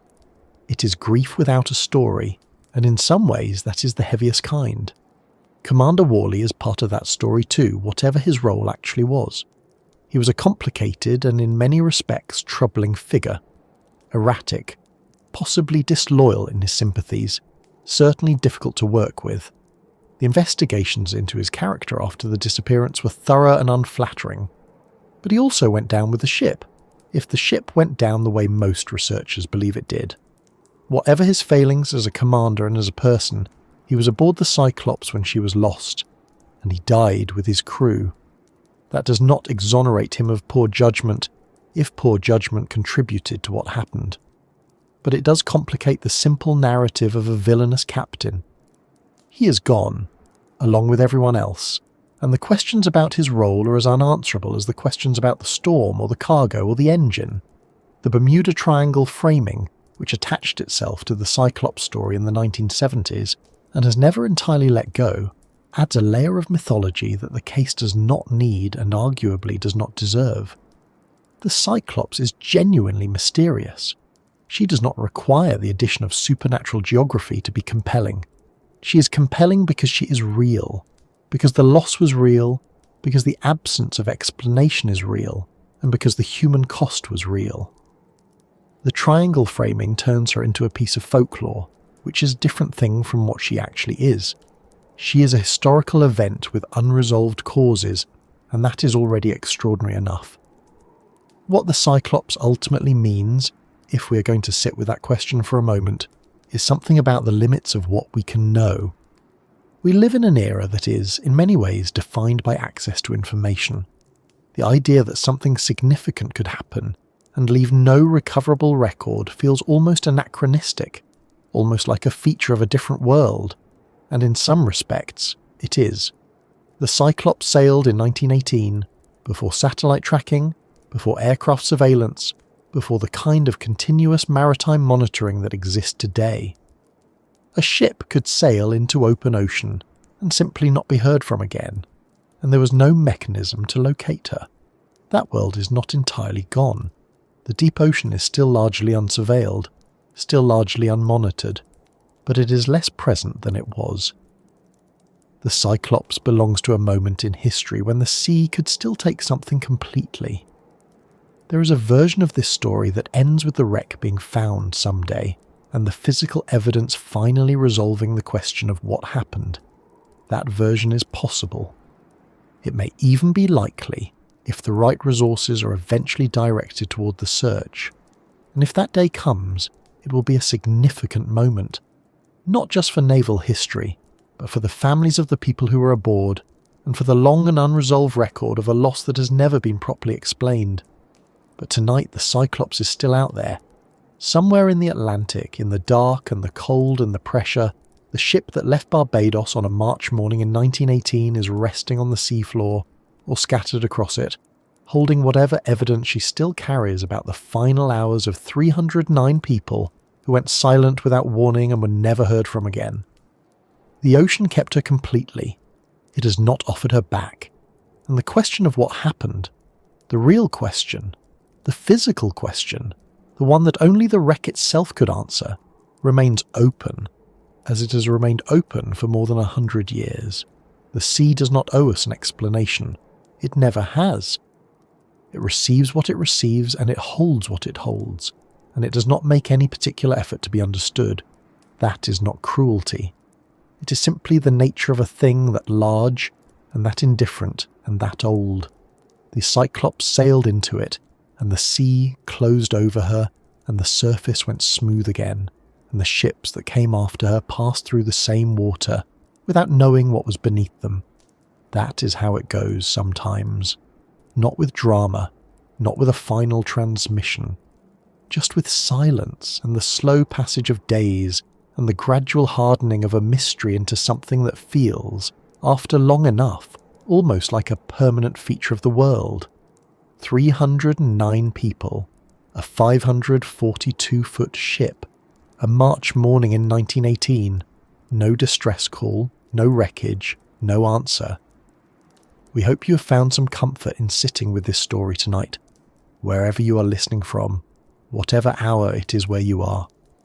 If this kind of quiet, careful storytelling is something you value, we would be genuinely grateful if you left a like on this video, or subscribe to Life Beyond Seen, so that more of these stories can find their way to you.